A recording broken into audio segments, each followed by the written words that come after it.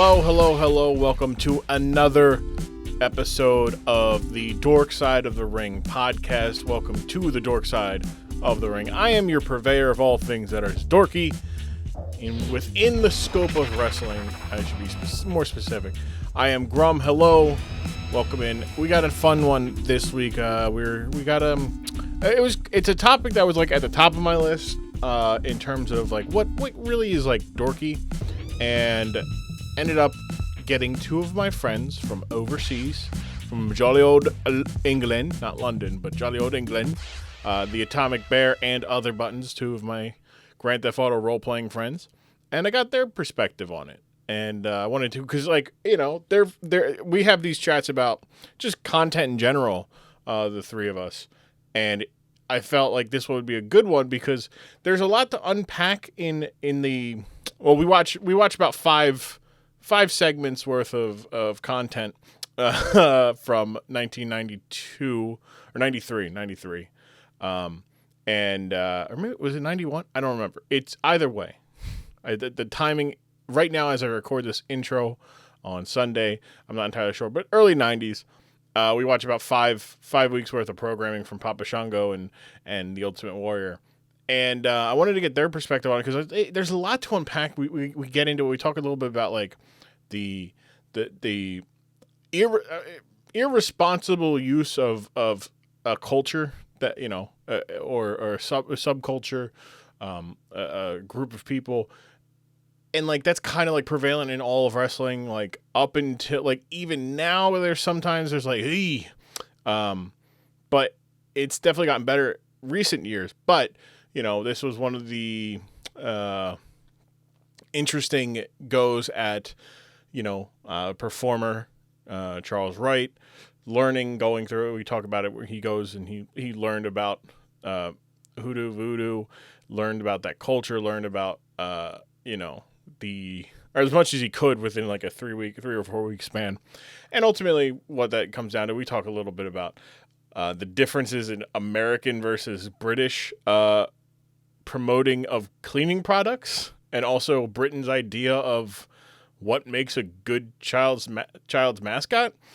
We talk about that, but first, I mean, let's throw it to me and let Bear and Buttons introduce themselves, and you get a good idea who they are as people. Here we are, Dork Side of the Ring, Ultimate Warrior Pukes. Begins now. Hello, everybody. Welcome. I am Grumm. Thank you, Grumm, for throwing it to us. I appreciate that. Here with me today are my two friends from across the pond. We shall start first with the lovely Otherbuttons. How you doing, Buttons? Or we could start with the Atomic Bear. Let's see, we could do that, right? We'll just kick it down the line. Bear, the Atomic Bear. Hello. Would you like to you know, introduce yourself? I could. You could. Or I could play as Uno Reverse. No, I'm just. Well, I'm Grumm. I'm the host. Throw it right back. Yeah. Okay. Hi, Bear. I'm me. British, boiling, and all around pretty cool. I would say. I don't know. Would you agree? You said you were boiling, so you're not cool in the temperature sense, but cool as in like, you know, cool. Cool guy. On a scale? I would say so. Yeah, probably. Okay, all right. Well, at least we got that confirmed. Yeah. I'm glad we got that covered. Good. That's good. What about me? I don't know. I didn't plan anything. I just kind of because the one over there didn't plan anything either, and then they're building time. They're literally keeping time so they can throw it on me because fucking improv. I'm using you as a test gauge. I'm like, okay. Is that how that works? I can stick to that level of how much I'm allowed to say. So you go. A level of what am I supposed to say? I do stream. Mm-hmm. What else do I do? Where do you stream? Oh, I'm glad you asked. Good old Twitch.tv. Who doesn't love a good bit of Twitch? And that's twitch.tv/the The other, not the other buttons, the atomic. The other buttons. The That's other correct. buttons. Confusion has happened. I'm jumping. Oh, I'm jumping here. I'm jumping. I'm blending could here. you? You're. That's our Steven Universe fusion name right there. the buttons. The other buttons. The other would be- bear. The other The other buttons. That's pretty. Cool. We got it. I do. The community stuff. Mhm. I do. We do role play. Some might know. Mhm. Some might say. Some might say indeed. Some might say work on a little project of our own, little Minecraft thing. Not the other Minecraft thing, but a new Minecraft thing. So there's gonna be 2 Minecraft things. I know. Multiples. Kind of spicy. Multiples. Minecraft. Multiples. Multiples. We love multiples. Love it. Love it. Nothing better. And that's about it, really. I'm not that interesting. I disagree, but I'm your. You can sell yourself short. Well, I sell myself short so that when people meet me, their expectations are low, and then I can only shatter them by going even lower. It's a good strat, if you ask me. Mhm. Done. Yeah. Bear's done it to us. Yeah, right. It's true. Also, you didn't even mention your Nuzlocke. I'm disappointed. Listen, I Nuzlocke. Mm-hmm. Not successfully, That's okay. but I do. Mm-hmm. Haven't.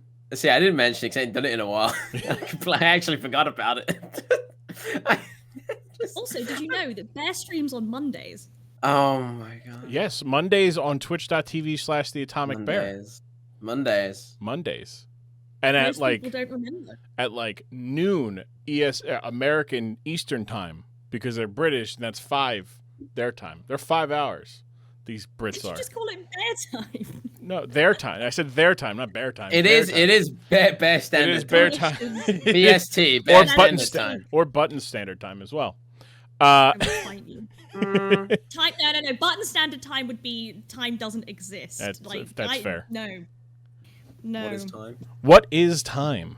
It's time to move on to buttons. There we go. Thank you for the segue. Whoa. Excellent I got segue. Buttons is our other guest here. Other Buttons. Hello, Buttons. How you doing? Hello. We are the weird amalgamation of personalities in one body. That is the Other Buttons.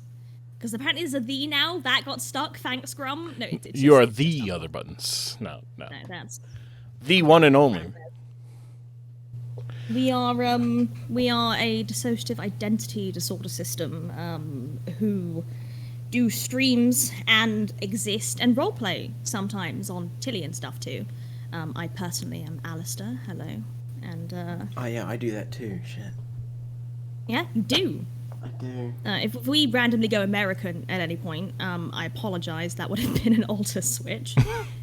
And yeah, I mean, we also are doing a thing at the moment. Oh, bless you to my fiance who sneezed in the background. We also are currently working on a thing called the Inner Worlds, which is a dissociative identity disorder-esque awareness kind of tabletop meets mental health emulation kind of thing. That happens once a month, and it's currently being edited. Bear over there was actually on our first episode, so I was. that's the thing. My first line was, "What's poggin'?" What's pogging, Miss K? Yes. That was my first line. That's a hell of And then a. proceeded, I'm telling you, I got the quips. but Bear then did proceed to end up on, and I am not shitting you, Willy Wonka's GameCube quest. Willy Wonka's That is an actual... GameCube quest. Do you know what's even better? Bear. I rolled 2 20s in a row. During the felt- quest? Yes, Nice. 17. and a 19. 2 19s. Yep, I'm just that good. It was fucking ridiculous, and I understand now why DMs get frustrated when, like, they can't kill off their characters, because it's like, oh my god, just roll low for once. Meanwhile, Bear's just there going, 20, 20, 20. Whoa, 20. 20! Whoa! Crazy! This is Whoa! wild. I'm crazy. Really, Bear was amazing though, absolutely fantastic. Look at me go! But As maybe they're usual. over on twitch.tv/Otherbuttons. So The other buttons. Not the other the buttons. other buttons. Just other buttons in the link. Other buttons outside the link. Outside Outside the link. Now I'm lost. Shit. I have a. Don't worry, I'll get us back on track. That so, tends to happen a lot.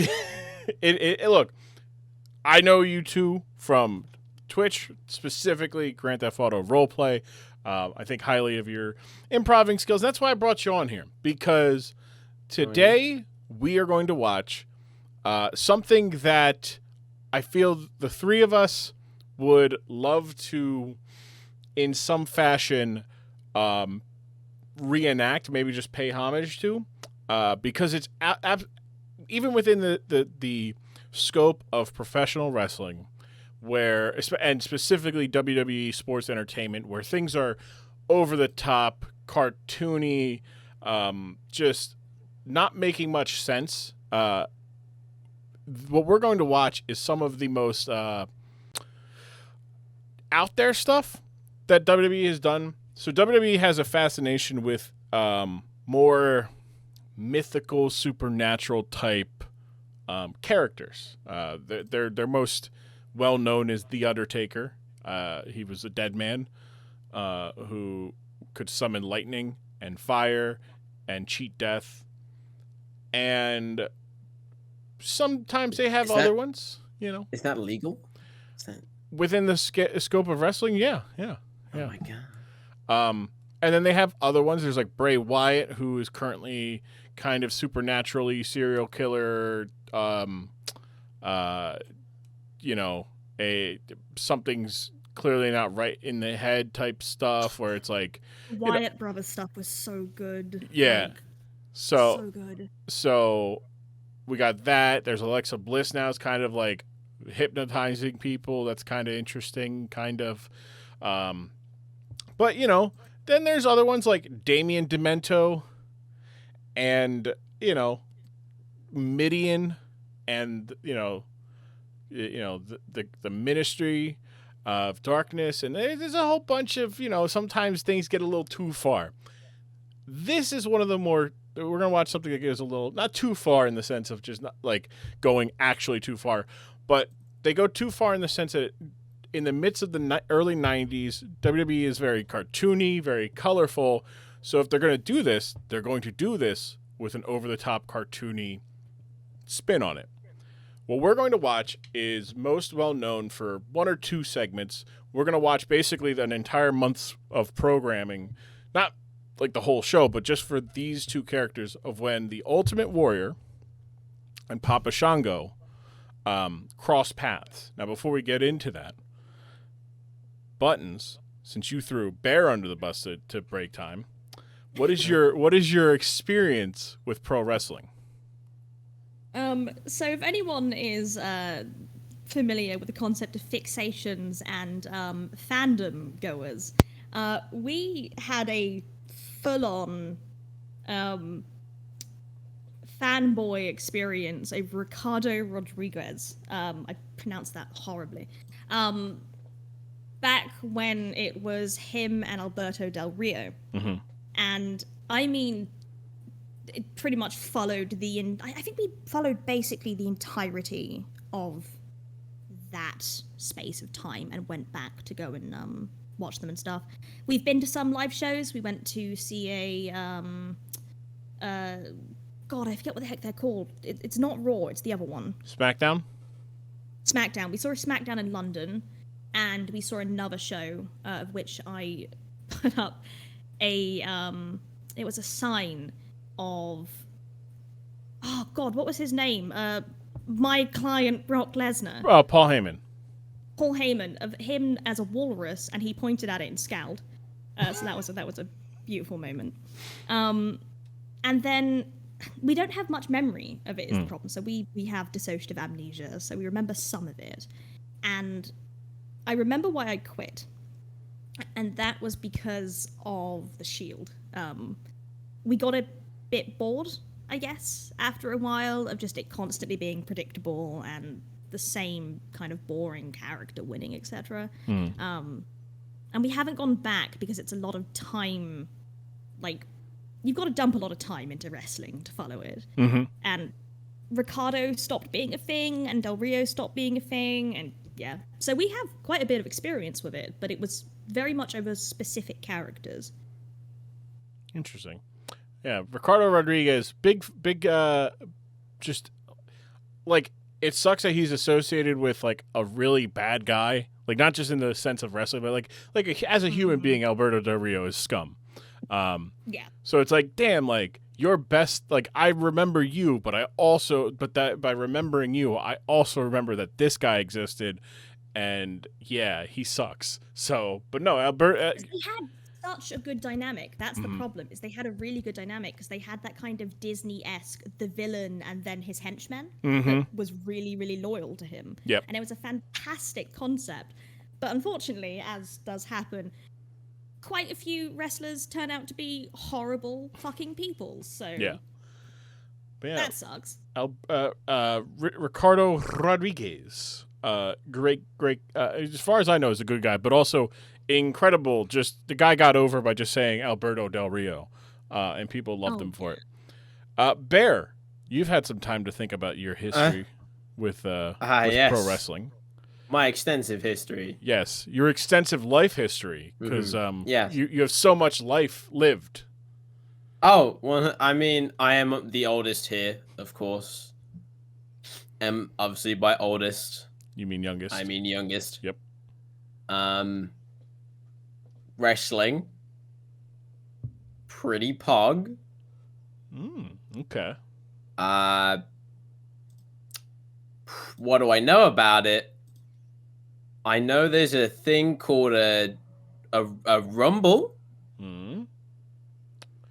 Particularly, some might say it's quite royal. Yes, some actually everybody calls it royal. Oh, right. Yes. So there's one of those, I think. I remember this one time seeing a meme of Bernie Sanders with a steel chair. It's quite funny. Is that Bernie? It's Bernie Sanders with a steel chair. That's about it. I know they hit people with ladders sometimes and like chairs. And then, literally, the only things I know are the things you have done on your streams with the Macho Man. And I'm gonna butcher the other guy's name. Is it Paul Oakley? No. Damn it. Mean Gene Okerlund. Okay, I was close. I don't know if you were close. I got the oak bit. Yeah, I guess. I got the oak bit, and that kind of, yeah. That is a win for me. I guess so. Cool. So your history with wrestling is basically the memes. Yes, the one meme. Just the one. Not even multiple memes.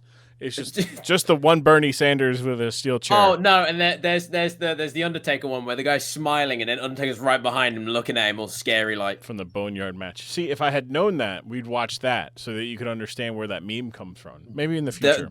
Those are the only two that I know, and I know this one wrestler guy that wears a pair of jeans and he puts his hands in his pocket. Saw that one. Oh, Orange Cassidy. I don't know his name, but now I do. Yeah, Orange Cassidy wears sunglasses. Yeah. Yeah, I just thought it was funny because he put his hands in his pocket and starts beating the crap out of him with his feet. Yeah. Well, no. Do you not know the cream of the crop meme? Isn't that Macho Man? Yeah. You know of it. Yeah, but that's not really a meme, is it? That's more like a. I don't know. It's one of the funniest fucking things I've seen. It's a great phrase. Yeah, it's a great promo. Yeah, where he's got a bunch of creamers in his hand and he just keeps throwing them away, just throwing them in the ground. Cream of crop. Yeah, cream always rises. Yeah, the cream. Yeah, a cup of coffee in the big time. Yeah. So we're going to watch. So what do either of you know anything about Papa Shango? No. Okay. I've heard the name, but I have no clue. Okay, so I expected that.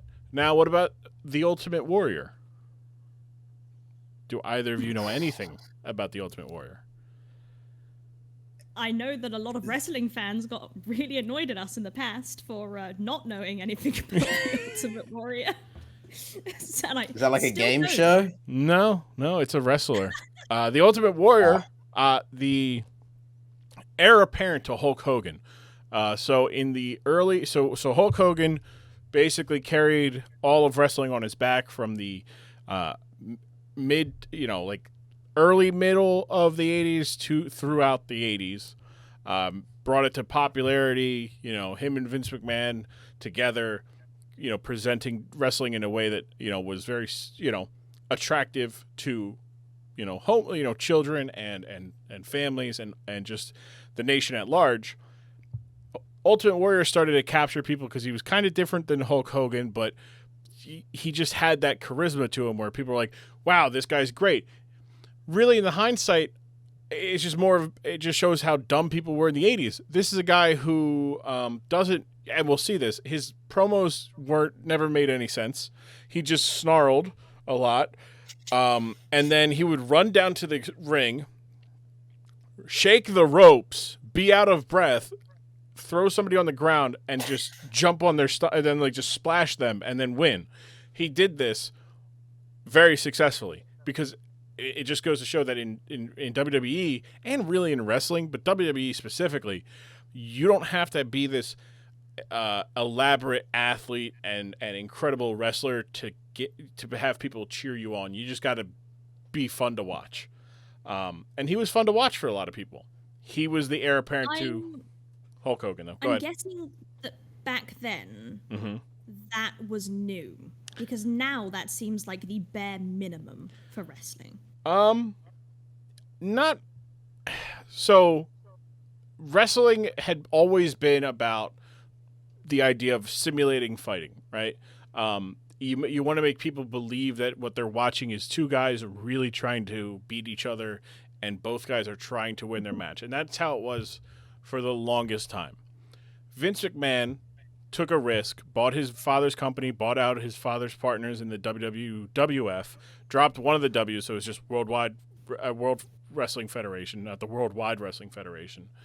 And then he took a risk, and he said, I'm going to present wrestling different. It's not going to be about who can work, who can, put together a 25, 30-minute match that people are going to pay money to see. I want wrestlers that people are going to pay to see, period. Doesn't matter if they're wrestling nobodies. And he started to shift more towards, colorful. He took it out of, smoke-filled. I think the saying is always, Vince McMahon took wrestling out of smoke-filled arenas and turned the lights on.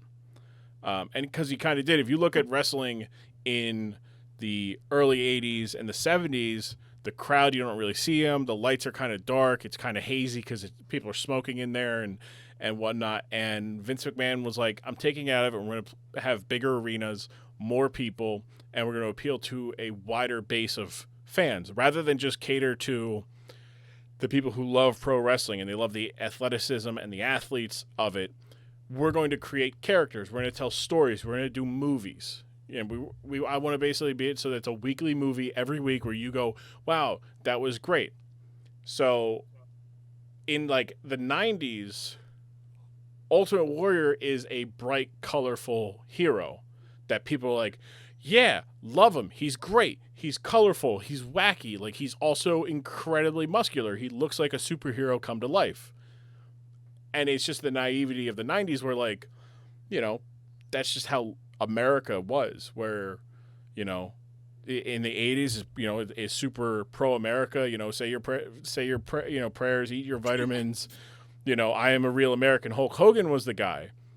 Vince McMahon wanted to make Ultimate Warrior the next guy. He had him beat Hulk Hogan at WrestleMania 6. He wrestles for a little bit, longer, and then he loses the title and then just kind of disappears. Ultimate Warrior is a bad guy. Homophobic, racist, self-centered, just person. If you're listening to this and you're interested to learn more because you're shocked because you're like, I love the Ultimate Warrior. The Dark Side of the Ring not Dork Side. This is Dork Side, but the Dark Side of the Ring on Vice did an entire episode dedicated to Ultimate Warrior, and he's just kind of like, a scumbag. He's racist. He's homophobic. He basically said that like Hurricane Katrina happened because New Orleans is nothing but sinful people. Classy. Yes. So, terrible human being. That's some Westboro Baptist Church-esque thinking. Yeah. Christ. Yeah. Also, he sued Vince McMahon, and Vince McMahon countersued him because he was going around talking as the Ultimate Warrior. So he legally had his name changed to Warrior so that he could appear at things as Warrior. Yes. And then he ended up coming back in 1996 and did some just terrible wrestling there. And there's other stuff, but WWE props him up as this good guy or this icon because in the grand scheme of things, just as the character, the Ultimate Warrior, absolutely was. The human being was not. And we live in a time now where, certain things of art and artists that used to get away with, you can't get away with now. So being a terrible human being, you could get away with a little bit if you didn't associate yourself so much with the art. But he went and changed his name to literally Warrior. So now the line is blurred so much that it's like that's really interesting, actually, because that's kind of the whole streamer, YouTuber personality character versus, the person kind of blurred line whole thing, but decades beforehand. Correct. He was living vicariously. I mean, he was. We'll talk about it after we watch this. What we're going to watch there's a 5-week period where Papa Shango and the Ultimate Warrior have a little story, and we're going to watch what was televised on WWF Superstars in the late spring, early summer of 1992. We're watching this. Save the pandas. Yes. Save the pandas, yes. We're going to watch that. We'll get right back to you guys here on the Dork Side.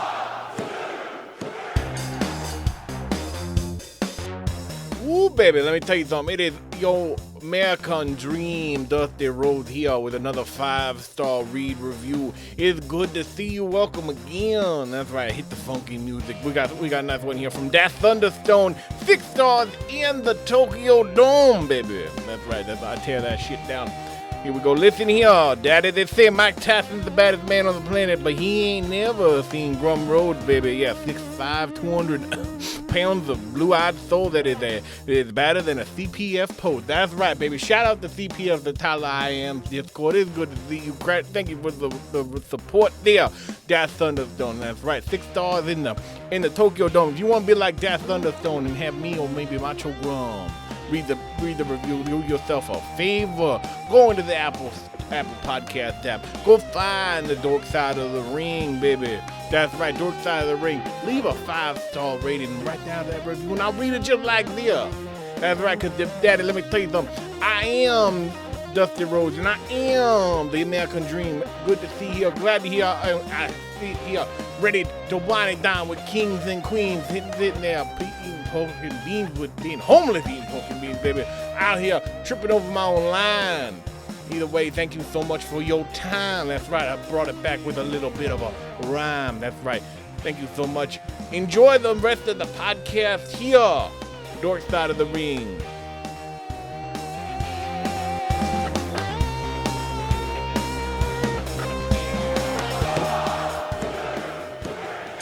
This is some wild shit, man. Wild shit indeed. All right, we are back. Dorkside, we just got done watching the what was that? Five or so segments of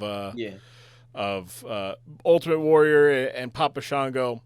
I should say we watched that. We watched it all. Now I get to tell you how that ends. Because if you're somebody like me who hears these kind of podcasts, you're like, oh, I want to watch along or kind of go watch that before. If you don't know how that ends, which Buttons, Bears, I doubt you either of you knows how that Probably ends. not. I think you would assume, though, they eventually have a match, right? Kind of a big payoff match, maybe at a pay-per-view. You would hope so. Right? If you're a viewer, like, how are you not entranced by that? You know, your favorite Ultimate Warrior is, taking on a man who is able to set people on fire and have black goo come out of your hair or places mystically. They didn't really wrestle that much. And when they did, Ultimate Warrior just handedly beat his ass. Didn't, if I remember correctly as well, because I heard about the blunder at one point, that I think it was Papa Shango missed a cue or something as well?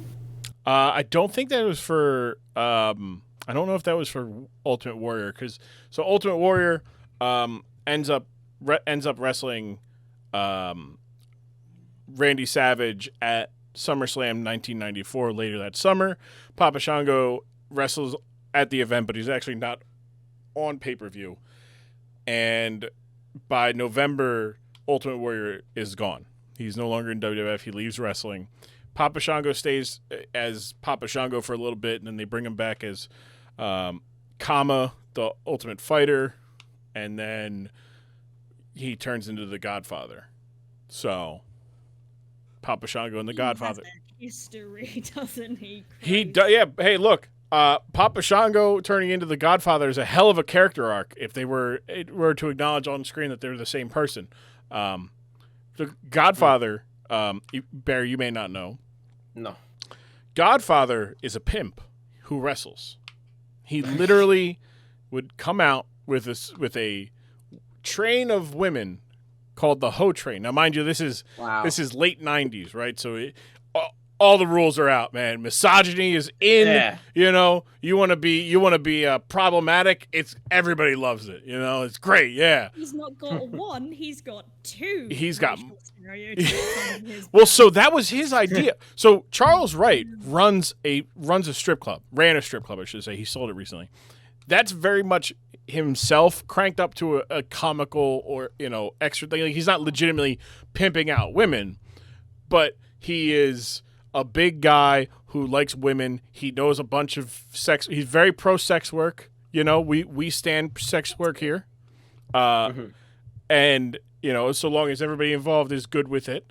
And so he's doing the gimmick, and his wife goes, put some color into your attire. Like, he's a married man, and he's going around like she's like, just put some color, like, start wearing some, like, red or some blue. Stop wearing black leather, vests and pants. Like, add some color. So then they did that, and he basically turned into a pimp and got over as a pimp, where he was, pimping hoes nationwide, and he would ask the crowd to roll up your fatties for this pimp daddies and get aboard the Ho Train. What a wild ride. Yeah. He would offer his opponents hoes for the win. Like, he'd be like, look, you lay down and let me pin you, and you get these hoes. Which some did, of course. Because it doesn't work if they never, accept it. But one time he was wrestling The Undertaker when The Undertaker was as satanic, demonic as he ever was, and he almost got him to crack. He almost got him to crack, which was, something he always tried to do. He wanted to get, his friends to laugh when they're not supposed to laugh. But Papa Shango, Charles Wright, definitely,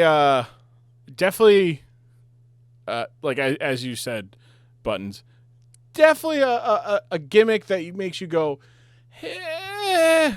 is this being done properly? Should it be being done? Yeah, it was heavily it still is heavily stigmatized. Like, it's funny because some of, like, the main folk who did voodoo in history were, like, pacifists and stuff. Yeah. Like, it's a pretty, like, innocent thing from what I've heard.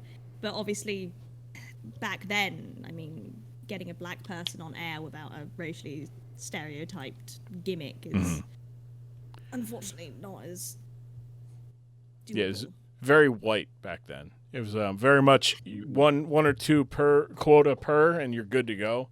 They just looking at the SummerSlam 1992 card. You have Papa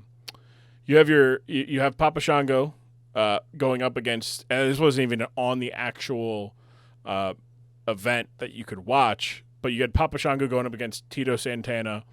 And then the only other wrestler, actually, there's only one other wrestler color on the card, which was Kamala, the Ugandan giant. But then again, that's just Yeah. It's just another. It's in the name. Yeah, it's like, oh, okay, where they played up that he's from Uganda, where he ate people and he's a cannibal and he's a wild man, and he had 2 handlers. Very not great, to say the least. Wowee. To be fair, they did get a bit better with it, although there will. So one of our favorite wrestlers was probably not the greatest type, which was Lana. Yep. Who was also a huge Russian stereotype, and it was just like that. I don't know if they do it as much anymore, but back then they were notorious for just racially stereotyping characters. I was they don't I'm trying to think, not really, unless it's the person's like coming up with it themselves. Like there's a lot of people on the independents that will play up those aspects because they still hit, right? But they don't make it as cartoonishly evil, like, oh, the cartoonishly evil, foreigner. Like, for example, there was a British Olympian boxer, Anthony Ogogo, wrestles for All Elite Wrestling, wrestled at Double or Nothing, AEW's event in May against Cody Rhodes. Cody Rhodes, for some reason, decided to make it about America versus the world, and how Anthony Ogogo is anti-American when he's just like the whole time Anthony Ogogo is just like going like, America, like if you get sick in America, you don't get time off. In Britain, you get time off. Like you're sick. They don't want you in to get more people sick. And he's just going on these things like everything. All of his quips are just like, yes, life is better. America is fucked. And like, I'm just sitting there going, let's go, Anthony Ogogo. Let's go. Boo America. Like, and a lot of people did because it was just so, and then for whatever reason, Cody Rhodes being full of himself decides to make it about his daughter. He's having a daughter with a black woman, and that, she's going to be a proud white, proud black, proud mixed daughter who will be 100% American, and she won't, he won't have her, wondering why her father laid underneath the flag of some other country. It's like, what? And that's my response to is what? Yeah, what indeed. But yeah, no, like this is in 1992 though, right? Is you don't have the consciousness that we have now of other cultures, and you clearly don't have the internet because people are still buying that shit. Like they're like, you could see in his right, like we watched it, you could see it in Warrior's right pocket, and then Mean Gene's left pocket. Their hand is in there while the black goo is coming out. Mm-hmm. I'm just like, man. Well, it's what's the term? There's actually a thing for it in theatre. Suspensive disbelief. Yes. I think it's Yep. called. Suspending. Yep. Which is, you absolutely know that theatre isn't real. Mm-hmm. You can tell, like with the stage in it and stuff, it's obviously not real. But you still watch something like Beauty and the Beast and go, holy shit, how did they do the transformation scene? Yep. Like you still look at these effects and go, holy shit, because you can appreciate both the storytelling and the art, like the art form of all of these effects. You can still appreciate the lighting from the lighting guy, etc. Things don't have to be real to be impressive. And that's like that I often find with a lot of wrestling fans. Is a lot of them like, oh, it's fake, so it's crap, and it's like, then why'd you watch it? No one hates wrestling more than wrestling fans. Yep. And like that, which sucks. Like that's why I like this podcast. This idea that I had was, I'm like, look, wrestling is a lot more fun when no one's taking it serious. Is that we're gonna sit here for the next hour or so and just make fun of what we just watched.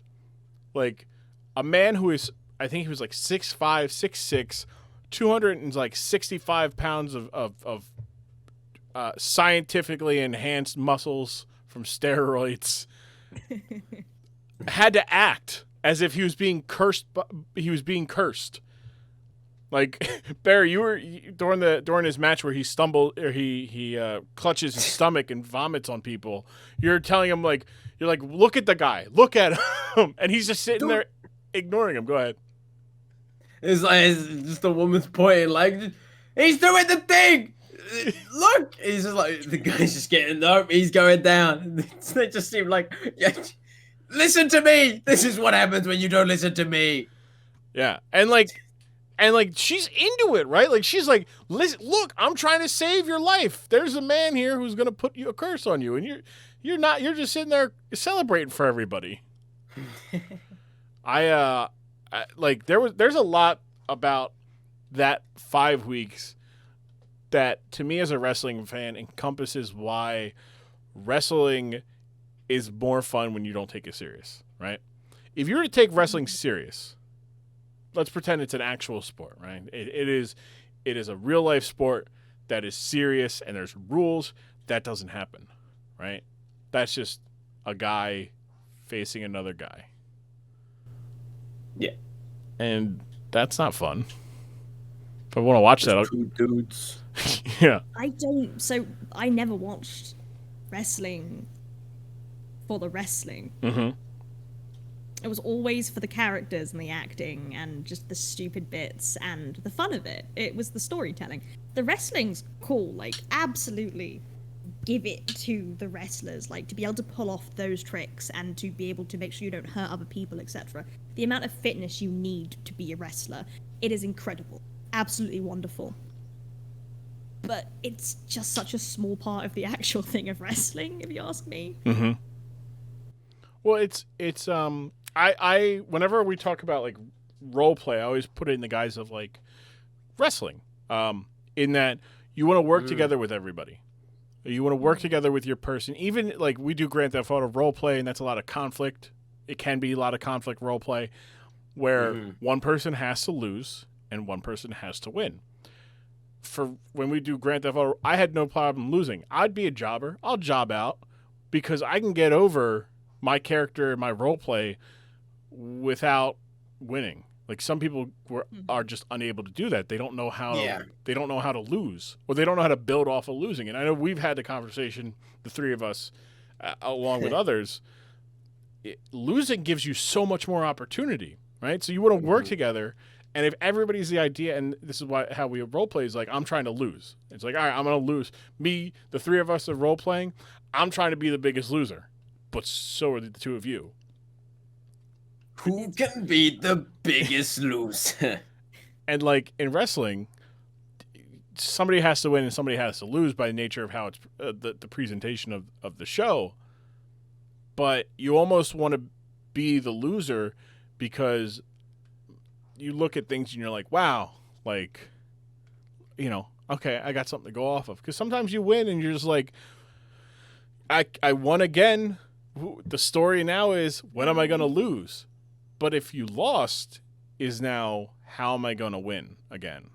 It's the underdog story, too, at that point. The moment you do win, going to be absolutely satisfying. It's like, yes, they got... Or, when you do lose spectacularly. It was, was it Kofi? Who was notorious for the Royal Rumbles. He would pretty much always lose.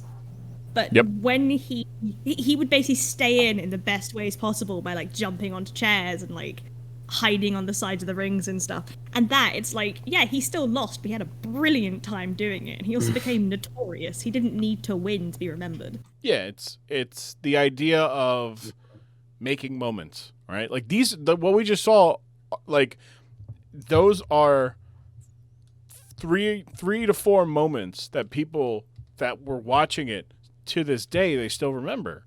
Because if you watch that live, you're probably entranced by pro wrestling. You love it. And you remember when Papa Shango made him throw. You remember, you know, Warrior throwing up because he was cursed. You remember the black goo coming out of his head. You remember the guy being set on fire, the guy's boots being set on fire and having black goo come out of his head. You remember Mean Gene's arm having the black glue. And that's a month of memories. And, you know, if you're a kid or you're a young, you know, you're watching, you know, wrestling as a kid and you're just enamored by it, like, you remember that. You don't remember that, Ultimate Warrior lost to, beat Brian Knobs right before throwing up. Doesn't matter. It was just to set up the moment. And that's what that, like, for me, that, and like, I enjoy having these conversations with people who aren't as devout wrestling fans. Like you said while we were watching, it's a hell of a cult that that he was talking about his warriors and whatnot. But that's really what it is, right? Like, you just kind of follow people because you like them. They're charismatic. They're enchanting to watch. And it's fandom. Yeah, 100% fandom with a different name. Yeah. So I wanted to look at this through the eyes that we normally look at the role play, right? So we, as I said, we do Grand Theft Auto role play. We do it on Tilly. We've done it on a couple other servers. We're gonna do some Minecraft role play coming up soon. It's a lot of fun.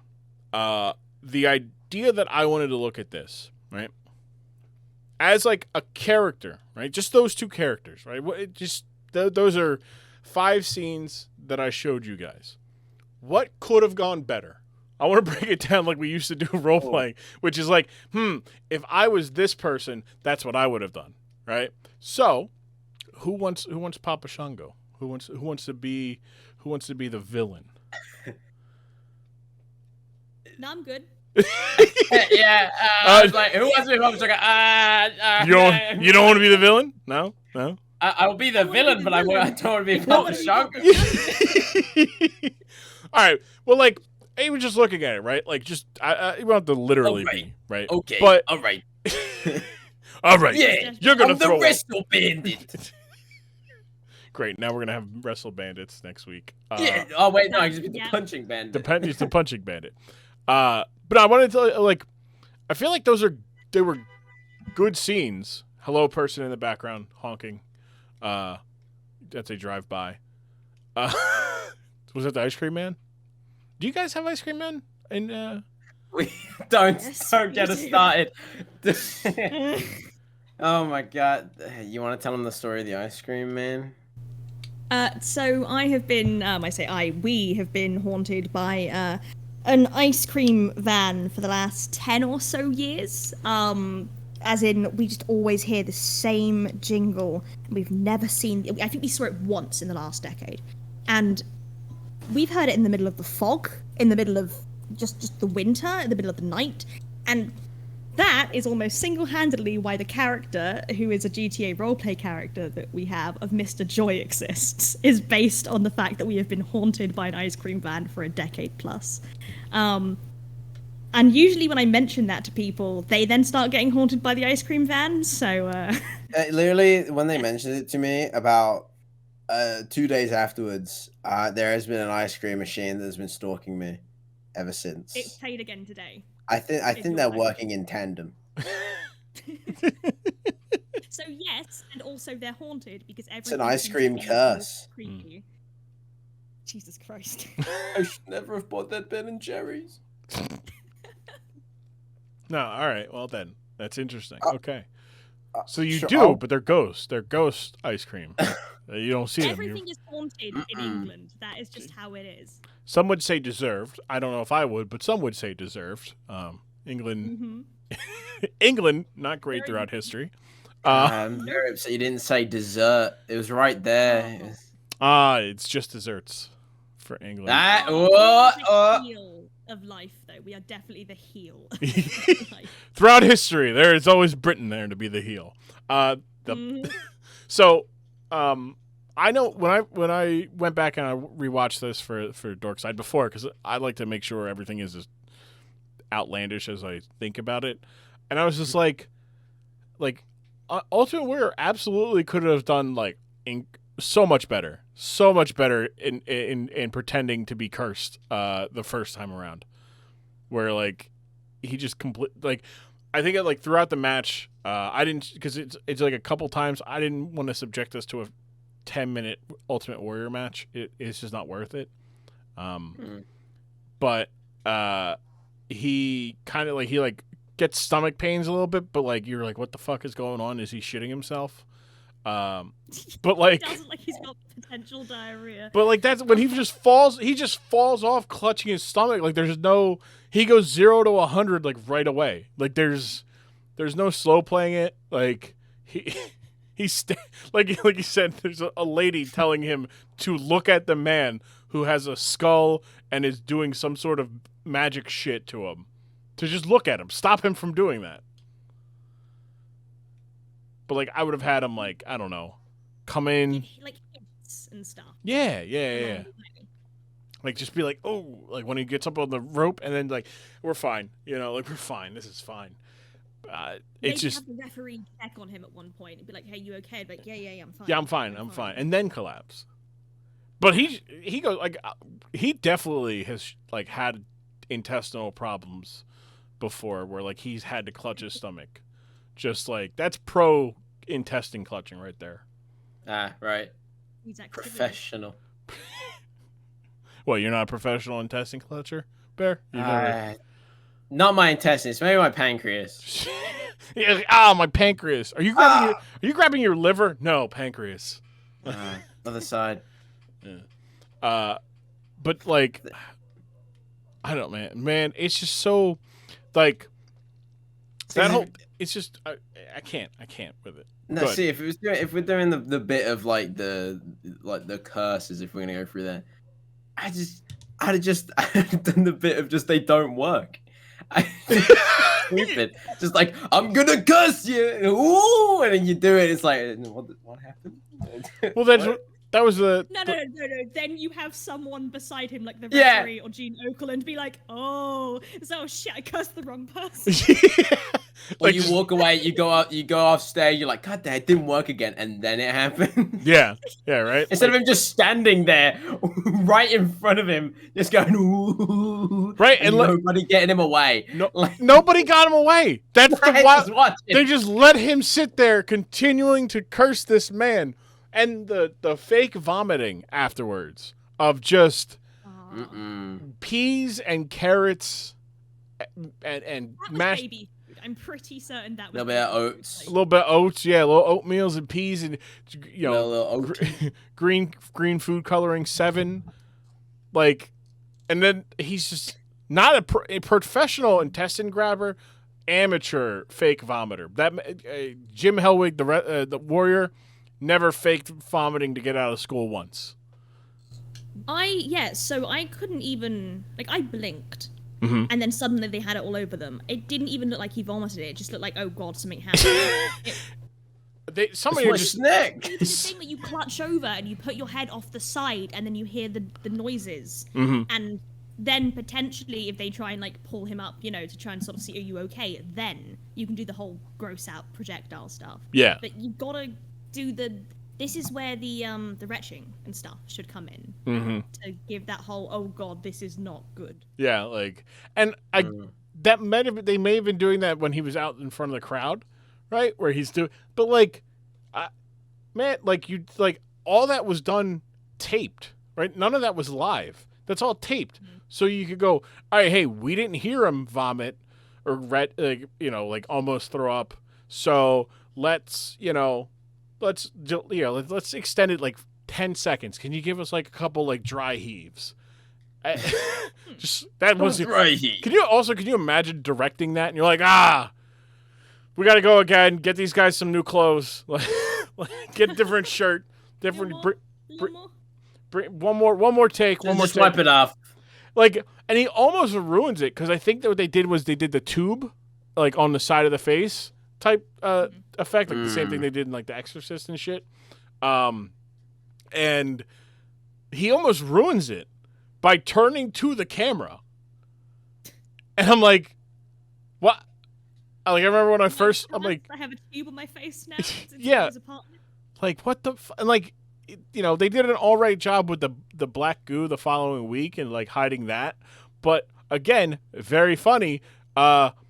For some reason, this guy who is chiseled out of granite, who is a body guy, who is, known for being incredibly strong and just juice to his gills, is wearing a jacket. Like, Nice jacket. To me, that kind of came off more as a, I don't know. See, this is the thing. This is probably completely by accident. It absolutely likely was not. It came off that he was kind of actually nervous, and that he was basically trying to play it up so that he was, like, yeah, I can't be beaten. It's sort of like, okay, I'm actually a little bit scared of this guy. So it would make sense that potentially he's wearing something, his posture's in his hand, like in his pockets and stuff, that he's potentially a little bit more covered up because he's not feeling as great. However, that's probably not what was actually intended and was complete and utter accident, because the Ultimate Warrior seems like a really boring character. Oh, like he's only a character that only exists in the late 80s, early 90s, right? Like you couldn't have that. They've had characters similar where they just come in, they do a couple things, they're big muscle guys, and they always get over as an act to a point. And that point becomes, okay, you win, and you have a catchphrase. What else is there? Like what else is there to you? Like, like Bear, you're just a big muscle guy. What you just win. How are you gonna? Like, what was I am muscle. Said the catchphrase, I am muscle. That's me. I am muscle. Come here. Just wrestle. That's how I defeat I just make them. I just flex, and all my clothes combust. Combust. Yes, combust. Not even rip. Like Fire. and just combust. Damn, wardrobe is gonna be hell for you. You know what? You better get over it. I think it's worth it. I mean, imagine guy walks on stage, goes, I am muscle, and then flexes, and then his clothes just. I mean, yeah, but also, like, no, like, no, like I feel like at a point, like, I don't know, like, I'd be like, as a wrestling fan, I'd be like, wow, that's cool. I like things. I mean, like, look, somebody set somebody on fire in the last calendar year. Hey. So. Okay. What else you got? Now there needs to be the next person to be lit on fire in the next calendar year. Okay. So that's the role That's the role I'm filling. It's one per year. So you just flex your muscle every time else. You're just coming out in flame. That's why I don't flex. That's why I don't flex them all the time, because it's dangerous. It's like my super move. Your super move. Scared of your own powers. Yeah, I flex and I just come. So you're losing except for one time a year. Yeah. Okay. I get one. But the one time I don't win is the time everyone wins and loses, because when I combust, I knock myself out.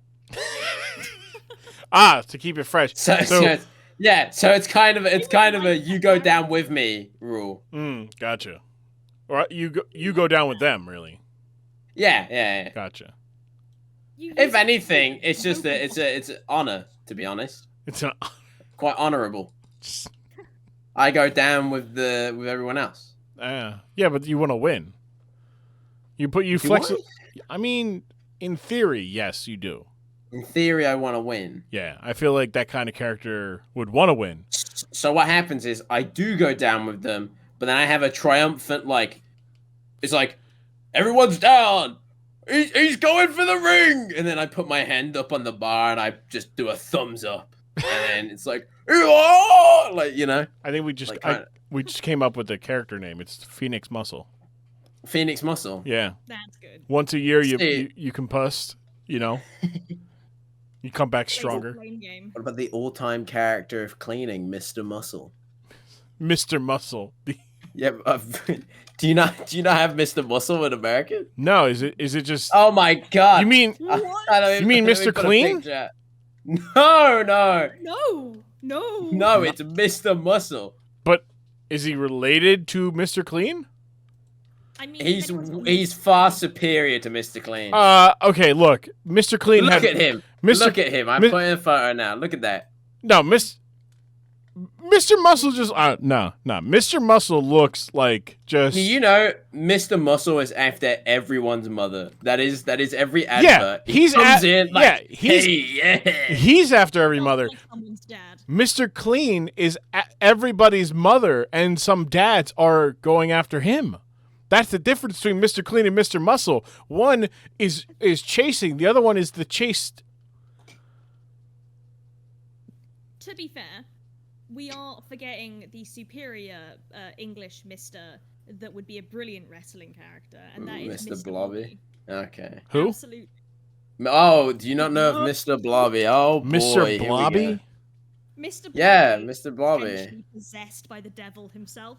I got an image right here. So are we putting Mr. Blobby with Papa Shango? Like, are they a tag team? Is oh. Mr. Blobby is the world's worst heel. A man once punched Mr. Blobby, like the guy in the Mr. Blobby suit, at his daughter's birthday party because he was scary. Just found that. That's ridiculous. That's Mr. Blobby with a Blobby of his own. Mini Blobby. What the hell is wrong with Britain? What the fuck is wrong? We've been saying this for years. Yeah, like shout out in like a different kind of way. Shout out my close personal friend Will from Jersey. What the fuck is wrong with you guys? Like, what the fuck? This is what we do. We just create horror. Will is going to I'm going to need Will to answer for this in front of everybody.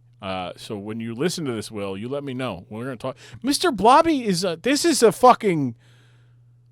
Yeah. Who thought this was a good idea? Why does he only have a bottom set of teeth? No one knows, but all I can say is that I think the majority of England hated Mr. Blobby. Yeah, why does he have? Adults genuinely wanted him dead. Why does he have teeth? I love him. Why does he have a? Oh, you should.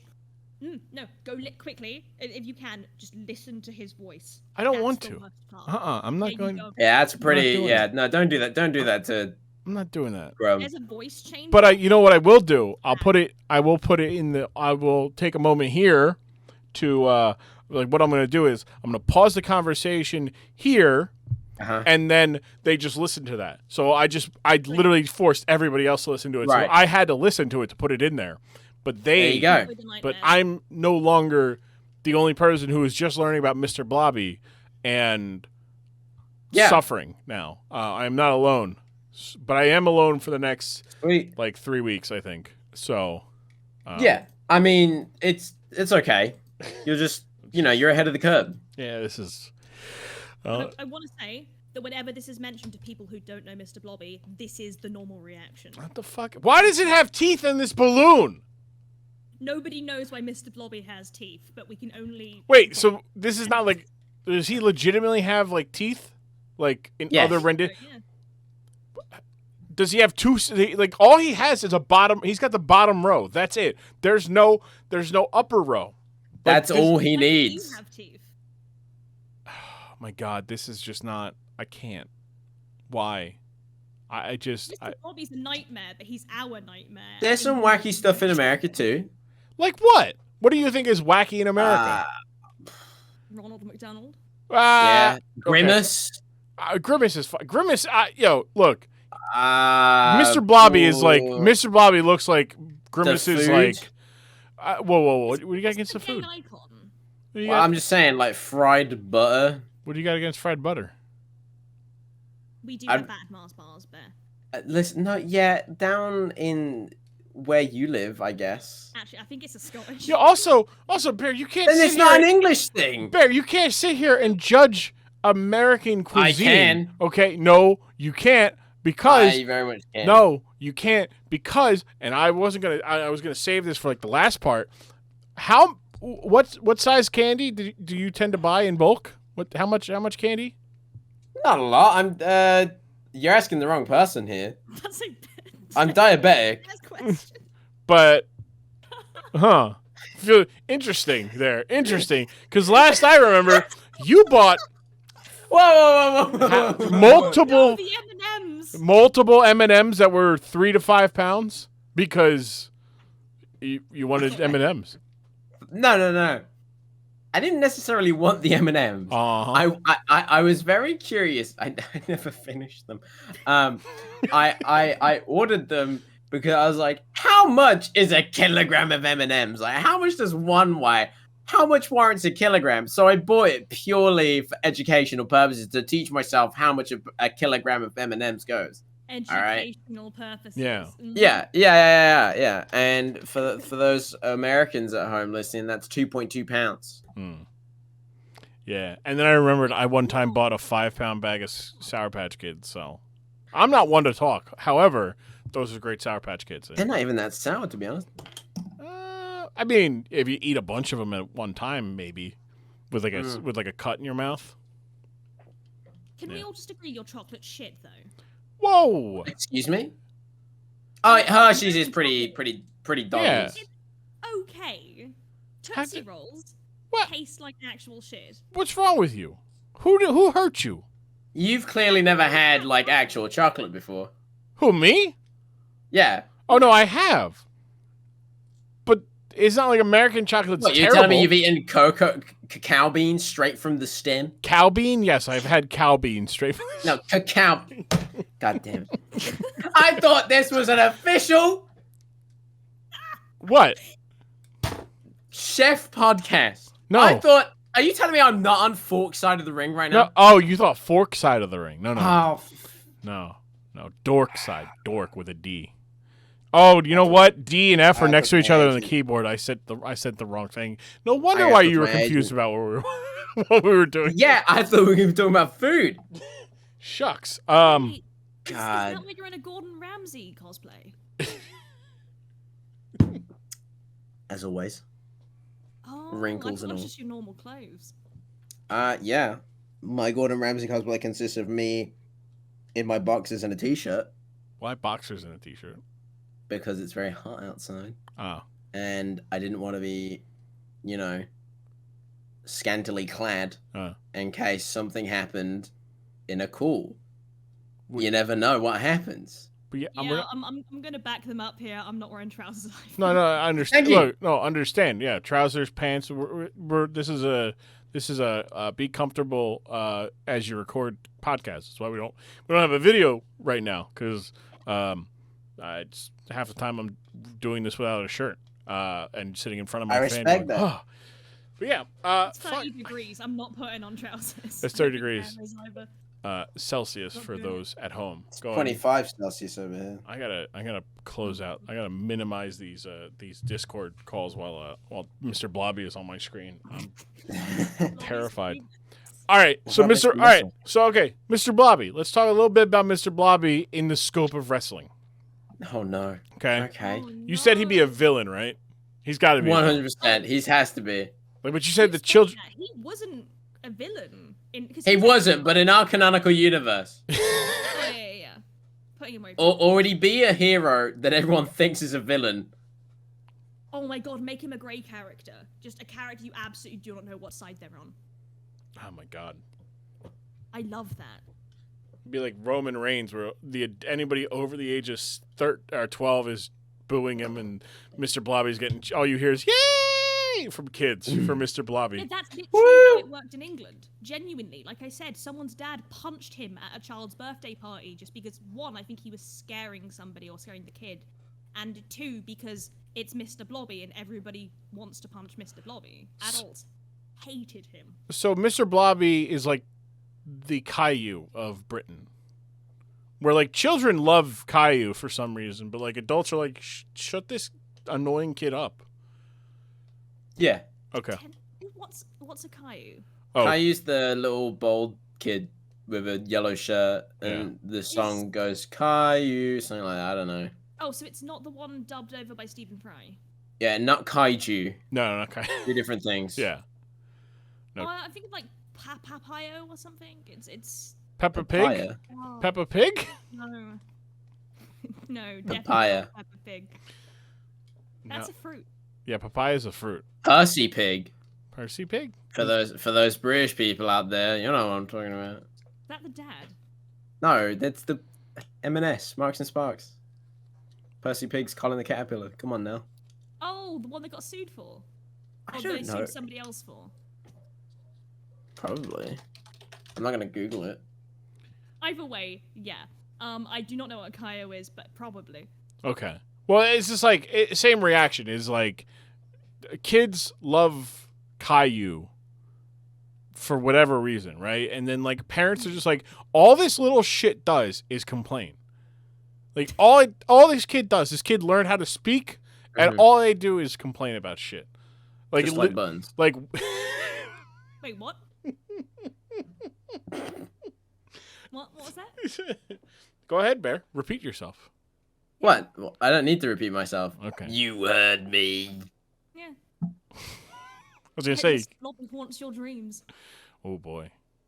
Listen. That's I don't rude. have dreams. We've been over this. What's more terrifying though? Do you Mr. Blobby, or the fact that there's a haunted ice cream van around? There's like a syndicate. Actually.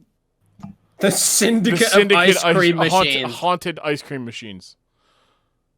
See, at this point, I think I'm mildly protected from them because I made Mr. Joy. However... I'm also protected because I only roll 20s, so... That's a reference you'll have to watch The Inner World. Honestly, Mr. Blobby is quite possibly the end boss of England, so probably Mr. Blobby. Huh. So what leads up to Mr. Blobby? Like just before Mr. Blobby? Yeah, who's Mr. Blobby's like henchman? You have to fight Noel Edmonds, absolutely. The guy from Deal or No Deal used to be. Yeah. Started. It would be genuinely. It's funny. No, and I feel like to be his right hand man, but 100% Noel Edmonds is Mr. Blobby's right hand man. I know. I feel like Dick and Dom would be in there somewhere. Oh yeah, Dick and Dom with their weird like antics. Oh my god, we're just making like the villain version of like childhood beloved British classics, and I'm kind of all for it. It's all about bogeys. I'm just sitting here. This is where we need wrestling. We need a wrestling. It's all just beloved children's classics fighting each other. I was about to say, I'm just sitting here writing down ideas of like, all right, Mr. Blobby versus Mr. Bean. Yes. Like Mr. Bean's definitely a good guy, babyface, 100%. Yeah. Mr. Bean would be beloved by all, like absolutely. Teddy comes in. Teddy turns out to be a 7-foot god. If you want to make somebody a heel, is you have them steal Teddy and then like rip Teddy's head off. That is how you instantly make somebody a heel if Mr. Bean is the babyface. Everybody would hate them for that. Well, yeah. All right, so don't do that. We're not going to book that. I don't want to book that. I'm just sitting here like you guys are like taught like so. There's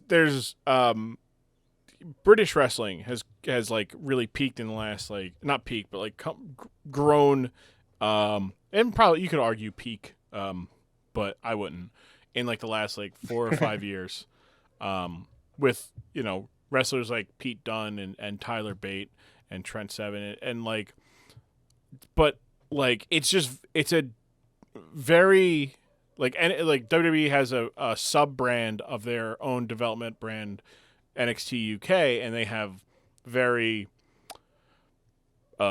United Kingdom-esque characters and looking folk. Is Regal by any chance a part of that? No, Regal is a part of, and he's the general manager for NXT, but his son wrestles for NXT UK. Johnny Saint was like the on-screen general manager. I think there's a couple. I would argue, obviously I don't know as much about it, but Regal was probably the biggest English name, I would say, of WWE. He's a pretty legend. Yeah, so I would say William Regal is probably like legend-wise, like pretty big. I know, like just straight from England, like yeah, him, but like from the United Kingdom, the whole kingdom. I think you could make an argument that like Drew McIntyre from Scotland is getting his way up there, because he was the first world champion from the United Kingdom, and he there won. Is technically Also, but I don't actually know if he's actually Irish or he was just a stereotype, and that's Hornswoggle. Oh, Hornswoggle. No, Hornswoggle's an American from Minnesota. Yeah, he's Okay, I was gonna say. yeah, he was just a short person who played a leprechaun. But Fit Finley's from Ireland. There's a lot of Becky Lynch is from Ireland. You got Sheamus, you got Finn Balor. That was the one I was trying to remember the name of. I knew that there was one that was from the UK that was quite a big one, and Sheamus was quite big for a while, right? Yeah, Wade Barrett. Like those. So wait, Wade Barrett's UK? Yeah. Which one's Wade Barrett again? He's Bad News Barrett. He was King Barrett. Right now he's a announcer for NXT, leader of the Nexus. He was so as it goes.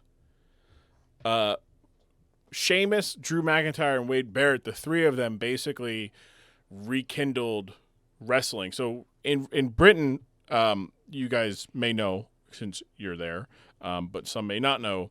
British had the wide world of sport, and that's where a lot of wrestlers, people watch Johnny Saint, William Regal, Fit Finley, but the big people were like Big Daddy, Haystacks Calhoun, like, people loved Big Daddy. He was just a 650, 700-pound guy that just could, just people loved in Britain. But like, it just kind of died out because wrestling goes in waves where like people are really liking it and then some people aren't liking it. But they kind of came up around the early 2000s and people were like, yeah, these guys are fun to watch. They just beat the fuck out of each other. And they kind of rekindled wrestling there, but it just, there wasn't enough to support it. I think like there was, what is it? What's his name? There was a guy who would promote and he would always go to like Edinburgh. He'd have tours and I forget his fucking name. ASW was All Star Wrestling, I think was the company. But people would do just like basically 30-day stays with the company. They'd wrestle during Edinburgh's like festival. I forget the name of it off the top of my head. But they would go there and like it was kind of rekindling there. People they'd bring people in and eventually people from actual United Kingdom started getting back into wrestling, and you had this like relaunching of British talent to where people are like, wow, these guys are actually fun to watch and they're good, and they could go over to WWE, and the people were like, well, why keep trying to go to WWE or go to America? Why not make Britain the thing? So I like that's a thing. I didn't even know that NXT UK was a thing. Mm-hmm. Yeah, they're on so WWE is on Peacock in America, and every Thursday at 3:00, which is 8:00 British Standard Time, they have NXT UK, which is a lot of fun to watch. And right now, I think they work out of the BT Studios because I think BT Sports is like a partner with WWE, so they work out of their studio during the pandemic. And there's like a lot of and they do it's not just British talent. Or talent from the United Kingdom. Like there's Germans, there's Polish, there's just very strong because it's like, well, it's easy to get these people into Britain from Europe when they can't come to America with a visa because at the time Britain was a part of the European Union. Yeah. At the time. And that's and now let's talk about for Brexit, everybody. No, we're not going to talk about that. Don't need to. The hit wrestler. Wait, what? Is a wrestler named Brexit? That actually does sound like a heel name. Brexit. Brexit. That's a hell. We have to get a heel counter for this one. Yeah. How many times has everyone said heel? I mean, we can say babyface. Do you know what heel is, Beth? He's Googling yes. it. No, you don't. The back part of the human foot below the ankle. No. So, yeah. I mean, you're not wrong. Try again. There's a An inconsiderate or untrustworthy person. Yeah, there you go. So in like theater and production, there's the heel is kind of like, interchangeable with antagonist. The person who is the bad guy or the villain in the story is the heel. Now, in wrestling, that carried over, but there's not really a theater-esque one other than protagonist or hero. But not everybody is a hero. But at the time, wrestling, if you were a good guy, you had a baby face. Because you shaved, you're clean shaven, you look exactly like the kind of guy men want to be proud of and women want to be with, right? So you had a baby face. You're a tough guy, baby face. You don't do anything that you're not supposed to do. All right. So it simply became baby face, or just working baby, or working face. Unless you're, oh God, what was his name? Known as the goat guy. Oh, Daniel Bryan. Unless you're Daniel Bryan, which you are not shaving that beard for shit. Oh no. Like, and that's the thing is, like, as wrestling evolves, like, so wrestling in America used to just be a carnival sideshow, but it was very much, carny. So people would talk like pig Latin to be like, hey, like, because that's what carnies did. That's how carnies would talk. Apparently, that's how carnies would converse with each other, so that people wouldn't know what they're saying. So you're just talking pig Latin. So instead of saying fake, you say kayfabe, which became how you refer to wrestling as it's presented. So wrestling is kayfabe, is that guy's a bad guy, that guy's a good guy, that guy doesn't like that guy. But behind the scenes, like, they're all friends. They go get a drink. The way that I can explain it to you, Bear, is wrestling is a soap opera. Except the lines are blurred between reality and fiction. Oh, I can't wait till Danny Dyer gets in the ring. Genuinely, I can only imagine that NXT UK is basically just EastEnders, but wrestling. Hollyoak's about to get wild. So there is, I don't know the reference, but there is a group called the Subculture, and they are very much like British, like they're youth, like British youth. Not chavs. They're not chavs, but I want my mates, yeah. But there are chavs. There are chavs for sure. But there's also just like interesting, just like people, and just like the face of the brand is this guy named Tyler Bate, who's 23 years old, and he's been wrestling for NXT UK for 4 years. Like, what's his gimmick? He has a mustache. Oh my God. Him and the other guy. My favorite gimmick. Well, no, it's also, he's just, so wrestling has gone through this transformation in the last, I want to say 7 years. So 2014 is when the transformation really started. So Daniel Bryan. Really, you could probably go back to about 2012, but 2012 it was more novelty. Now it's kind of almost a standard of being less just entertainment. You have to be entertaining, but you also have to wrestle. Whereas in like the 90s, the peak of WWE and WCW is just characters. Hollywood Hulk Hogan, Kevin Nash, Scott Hall, The Rock, Stone Cold. But then you also had the guys who worked below them on the card. You had Val Venus, who's a porn star. You have Godfather. You've got Undertaker. You've got, like all these people who are characters, and they're over the top. Goldust is over the top and wild. And very few guys were allowed to just be regular guys. Like, you can have your Eddie Guerreros, you could have your Chris Benoit's, Dean Malenkos, Perry Saturns, who are just really good wrestlers. I would rather not have my Chris Benoit. Correct.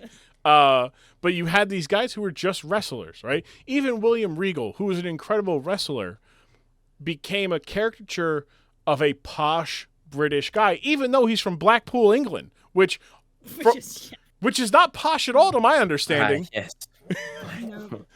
But like, hey, you got to be hey, what do Americans know British people as? uptight, posh bastards. So that's what he became. He became snooty. He stuck Very accurate, by the way. Very accurate. He stuck his chest out, nose up. You know, he was better than everybody. But you know, he still got to be a really good wrestler. He just had to have a character with it. Whereas nowadays, wrestling on a whole, you can get by with not having an over-the-top character. But you have to. You absolutely. That makes it less fun, though. I agree. There's something about that. No, I agree. Like, I like when there's a reason other than you being. When you be, yeah, like, we'll go back to like role play, right? This is everybody's a criminal. Well, if everybody's a criminal, then nobody's a criminal. Because if you're so, and like that's kind of the issue that it used to be, which everybody was a character, so nobody's a character, and you got to have that blend. So on like NXT UK, like the face of the face of the champion right now is a 6'8" Austrian man named Walter, who is just a monster.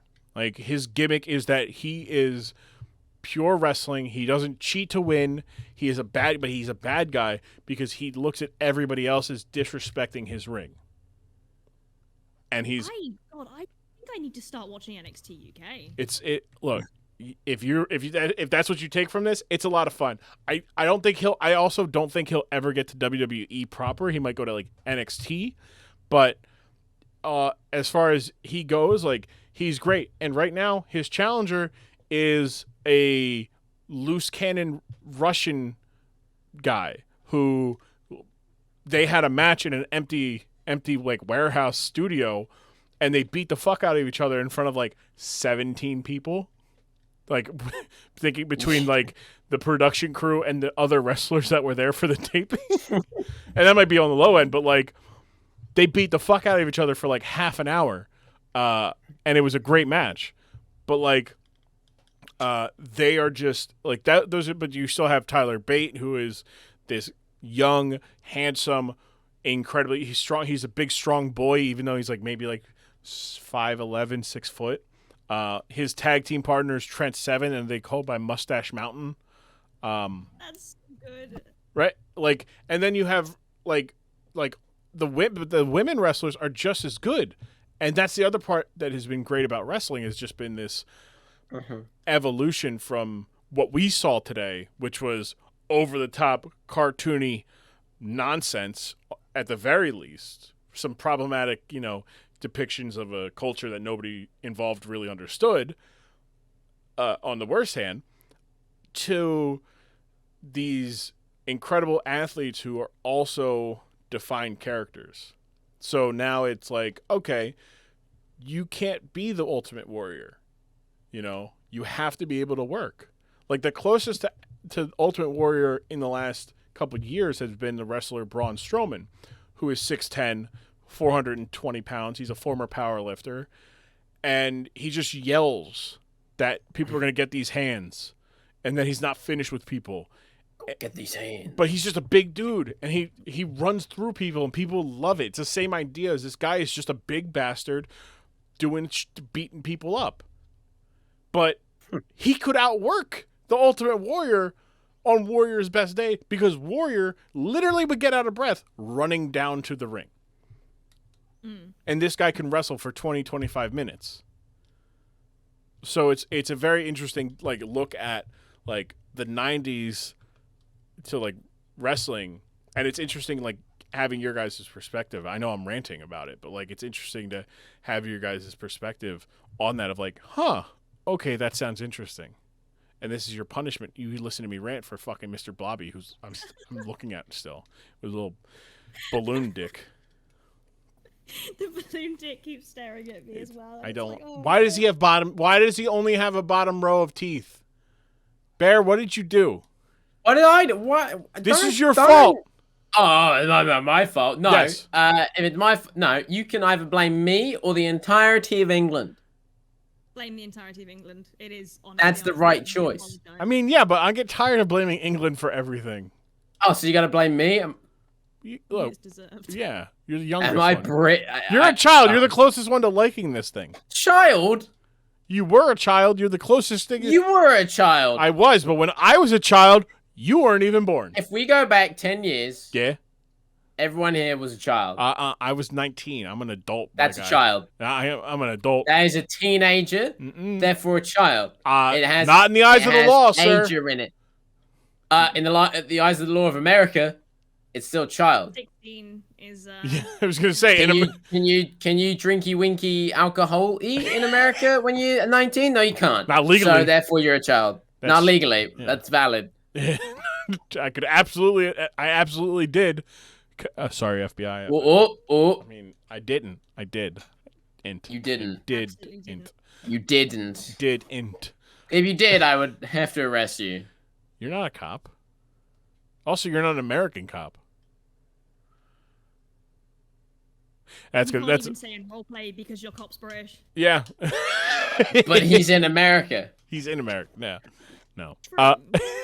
So I want to go back to a little bit more about Papa Shango and Ultimate Warrior, because I did make like a couple notes about this.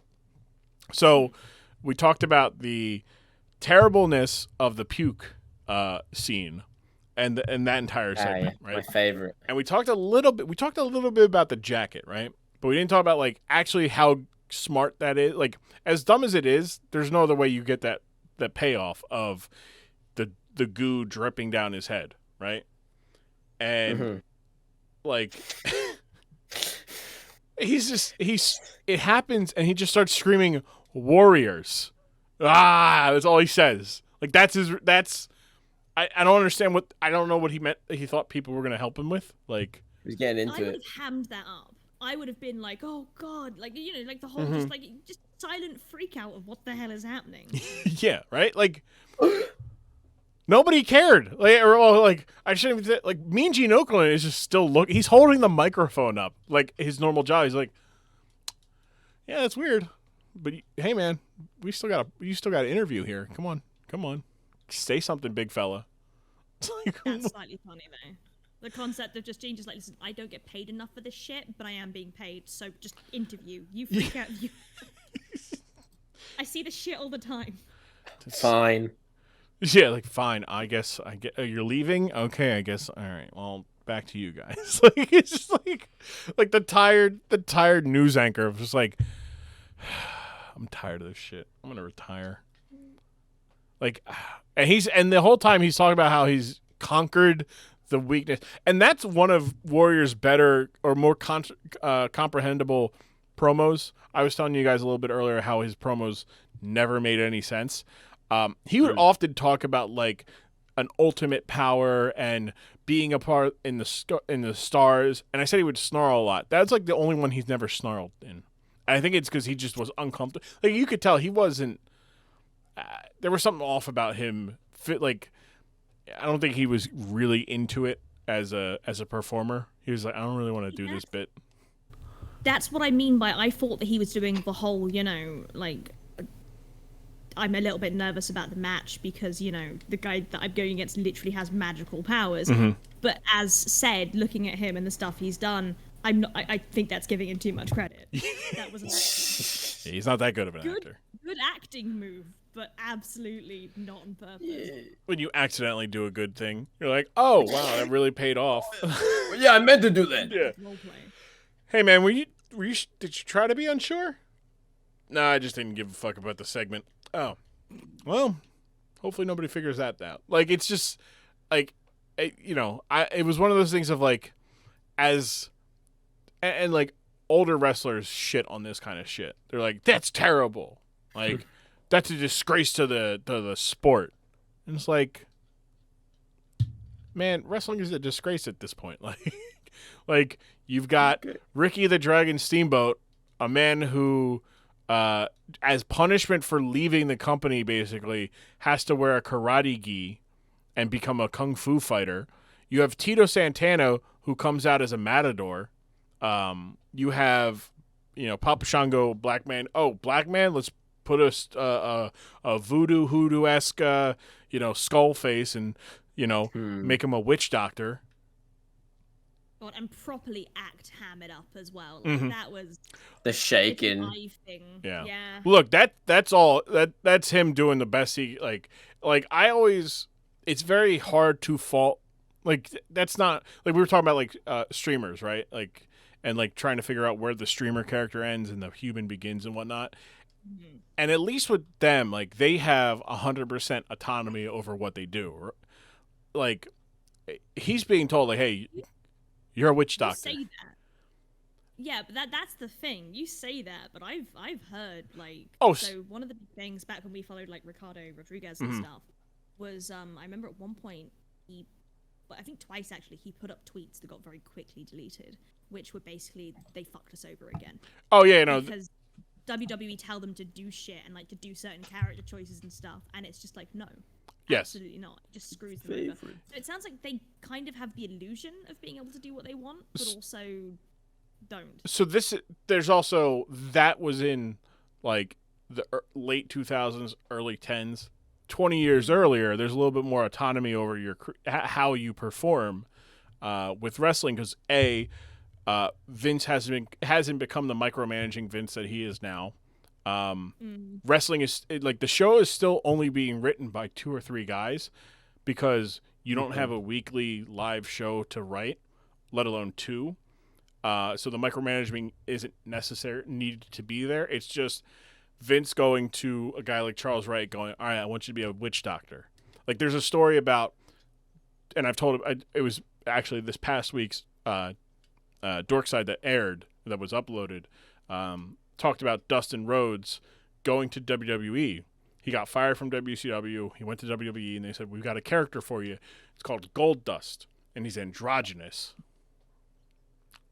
And then he goes, he tells Vince, he goes, the fuck does that? This is 1995. Like, the idea of being androgynous is not prevalent in anywhere, let alone Texas, where Dustin Rhodes is from. So Vince, prevalent there. So you're right. So Vince's like, you're androgynous, pal. Vince, what the fuck is that word? Like, what does that mean? So he had to go to he gets told this, then he goes to a library, grabs a dictionary to look up what androgynous means, and then he shows up for his first day on the job, and he's like, all right, this and that. And they're like, all right, we want to paint you in gold. Like, we want to paint you in gold. So your face is gold. You're going to wear a platinum wig. And he goes, okay. But other than... that is the non-binary lifestyle. So... paint yourself in gold and be gay. Got cheers to that. So he's, being androgynous as in his interpretation of it. And they're fine with it. Like, W's like, this is great. Good job. You're doing we wanted you to be androgynous. And then naturally people started coming hard onto WWE because they were having him be a villain. And his portrayal of being androgynous is start kissing guys and being a bad guy. And like in hindsight, like, it is one of these things where, like, wow, he's a villain, but also the kissing thing you could just drop from and he'd be the exact same guy. Like, it's too much for the actual thing. And then there was this big he had a match at WrestleMania where at the end of the match he got stripped out of his jumpsuit and he was wearing women's lingerie. So that was weird.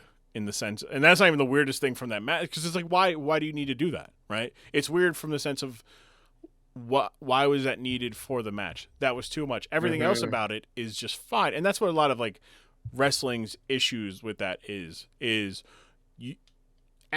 this part would have probably been acceptable, but we'll never know because you went way too far with the idea.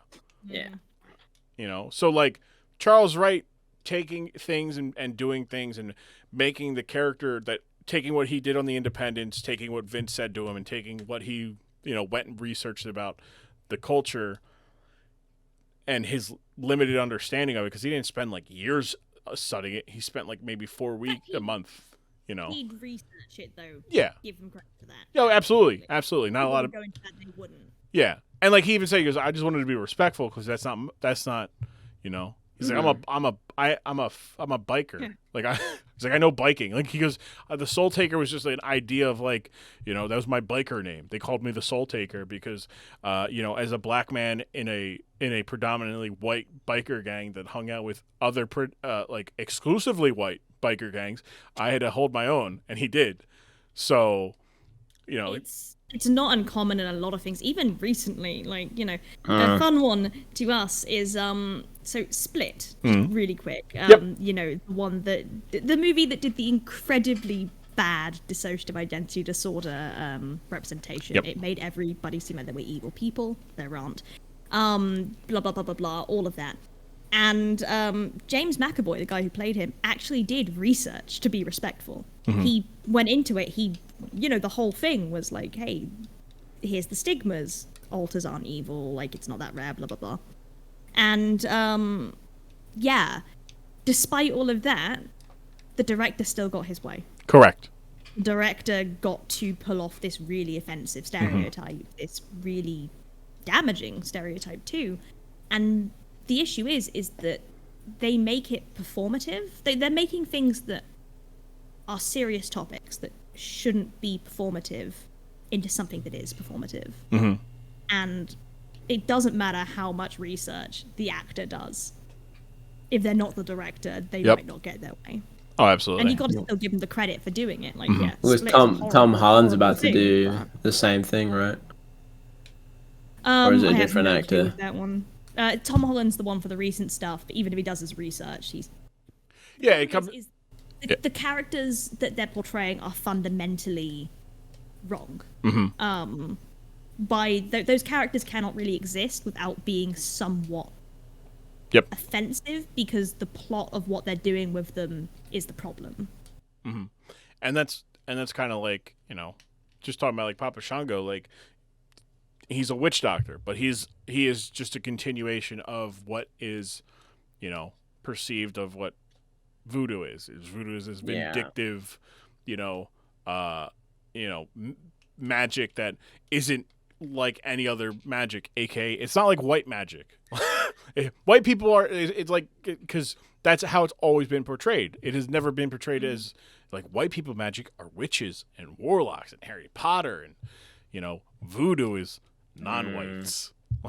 And even if he had gone into that and tried to do a accurate portrayal of making it a good thing, etc., making it all about spiritualism and such, likely the chances are the people at top would have gone, no, that's not going to sell. And it wouldn't have happened. And that's just like, and WWE has gotten significantly better, but the bar was in hell. Like this past weekend, they've had their first ever world championship match featuring 2 black men. Like it is like incredible, and they're just themselves. One guy is an incredibly buff mountain of a man. The other guy is a man who is a nerd and enjoys nerdy things. Like he came out wearing Skeletor inspired gear. Oh, is that Xavier Woods? It was Kofi Kingston on Sunday. But Xavier Woods, he's allowed to be himself, and it's good, right? This is almost 30 years ago, where the only 2 black guys on the roster at this time are Papa Shango, a witch doctor, and Kamala, who is a Ugandan savage. They call him the Ugandan giant, which we call, what is it? Was it Ubaba? Ubaba Kamala? What you call him? Ubaba? Ubaba Grumm? Ubaba, no. But the just the idea of,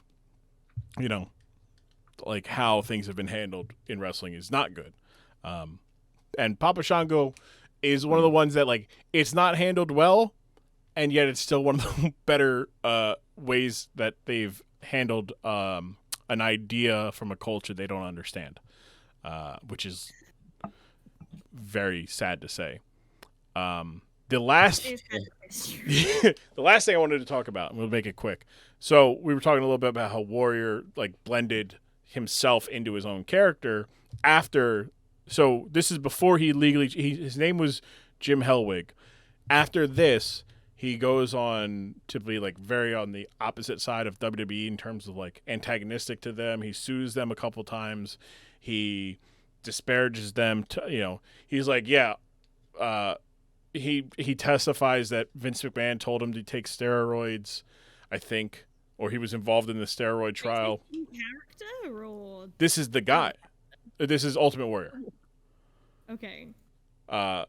He just completely gets lost in the sauce and becomes like, I am the Warrior. So he changes his name to Warrior. He tries to start a comic book based on the Ultimate Warrior. This is why he changed his name to Warrior, so that he can just say it's based on it's a characterization of his life. He was going to start a college university, Warrior University. He's going to teach people the Warrior way. And he just becomes unhinged, really, and just, continues to spout, racist and homophobic remarks, gets lost in religion and faith, and just becomes like to the point where WWE put out an entire documentary called "The Self-Destruction of the Ultimate Warrior." Huh. Like, and he sues them. He tried to sue them for character assassination, basically slander and libel and whatnot, and they're like, "Okay, sure, prove buddy." it." Like, okay, you realize by suing us, you have to prove that none of this is true, and he just couldn't. Because he's like nothing that's being said is, you prove that it's untrue. Show us that you didn't do these things. Show us that you didn't walk out on the WWE because you didn't want to lose. Show us that you aren't racist. Show us that these things about you are not the case. So, I say that because I kind of want to talk about like the blending of artist and art as both a consumer and as an artist. Like, because I think it's interesting for our perspective on things is we look at streaming and it's an art form. It's entertainment. Yeah. But there's that weird parasocial relationship that's kind of similar to wrestling, where people don't see wrestlers as, nobody sees Roman Reigns as Joe Aowani. They see Roman Reigns. They don't see Seth Rollins. They see Seth Rollins, not Colby Lopez. They see Becky Lynch. They don't see Rebecca. They see what they see on TV. Yeah. And I just like, I don't know. We're just kind of they build the character in their head. Yeah, and it's just not good. But he took it a whole nother level. Like imagine, like a Dr. Disrespect just takes it a whole nother level and literally changes his name to Disrespect and goes to college to get a doctorate. That's basically what it is. You open a bakery, call it Little Muffins. I changed my name to Archibald Mufford, called myself Little Archibald Muffins. Mufford. Yeah. Like, get dreadlocks. Get green, dye them green afterwards. Green dreadlocks. Start snorting toenails. Yeah, I think that's too far. You're right. That's how they make the. That's the part where it's too far. That's Yeah, that's only the part. That's where it's just like. But it makes it so hard for like people now to like it's hard to like watch. Like we talk about Chris Benoit. I have trouble watching a Chris Benoit match because he went and killed his wife and his son, and then himself. And I have trouble watching his matches because I'm like, oh yeah, this is the guy who did that. But like, not as much. Like I don't have as much trouble to watch like a Hulk Hogan related match. Or something Hulk Hogan related, even though Hulk Hogan is like a blatant racist. It's very weird. Because I'm like, well, that Hulk Hogan and that Hulk Hogan, they're not the same guy because he doesn't view them themselves as the same guy. Whereas, like, he even said, like, when he testified that he's like, yeah, that was Hulk Hogan. In the art versus the artist, though, isn't it? Mm-hmm. It's there's a lot of that. The bad thing. There's a big one that's just started up now, Blizzard. Mm-hmm. Blizzard have recently, I think as of today, the state of, I think it's California, are suing them after a 2-year investigation into sexual harassment. And somebody's killed themselves. over it, like for sexual harassment and such. And now it's this case really of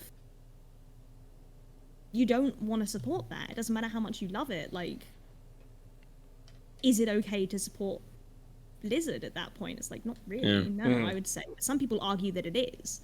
It's, are you comfortable, I think, as well, being a part of that? And I think that happens when a lot of people do really shitty things. Is, I really like this thing, but Christ. Wait, a real big one on that one is Harry Potter, right? Yo, yeah. Like, J.K. Rowling, whoa. But Harry Potter is so ingrained in everyone's childhood. It's a very dicey one, that one. That one's a constant argument too. Yeah, is the am I allowed to do this? And it's like, yeah. Personally, the way I see it is if you're not giving them any money, go for it. Just make sure you're not supporting them. But even then, there's still the conscious decision of, am I comfortable, like mentally consuming this? Yeah, like I'm like that with wrestling, like the sport of wrestling, not just like a company. Like a lot of people are like, oh, like this something. Like I haven't like the sport of wrestling. Like yes, Vince McMahon is definitely going to hell. Absolutely. I mean, the man was his company was involved in the death of one of his workers, and he continued the show. He just kind of swept the body aside and, like, not literally, but like just was like, yeah, no, you definitely saw a man fall to his death, but we're going to continue on with the rest of the show. Is that Che Guerrero? No, that was that's Owen Hart. Owen Hart. Eddie Guerrero died Eddie Guerrero died the day of an event. Or a week before the event, and they kind of like put stuff. But then like the same idea, Chris Benoit died, and they didn't go with a show, and they spent the show memorializing him, which makes it very awkward because only one person knew what was going on, and knew that they probably shouldn't have done that, and that was William Regal, who is like Chris Benoit's neighbor. Who was well aware of their issues, and he did not once say that he was going to miss Chris or talk about Chris. He just talked about Nancy, his wife, and his son.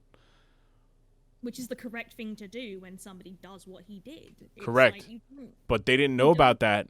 Memorialize that. They didn't know about that until the day after the show. So he dies. So he does what he does on a Saturday. They know he doesn't show up to a show. There's a pay-per-view that Sunday.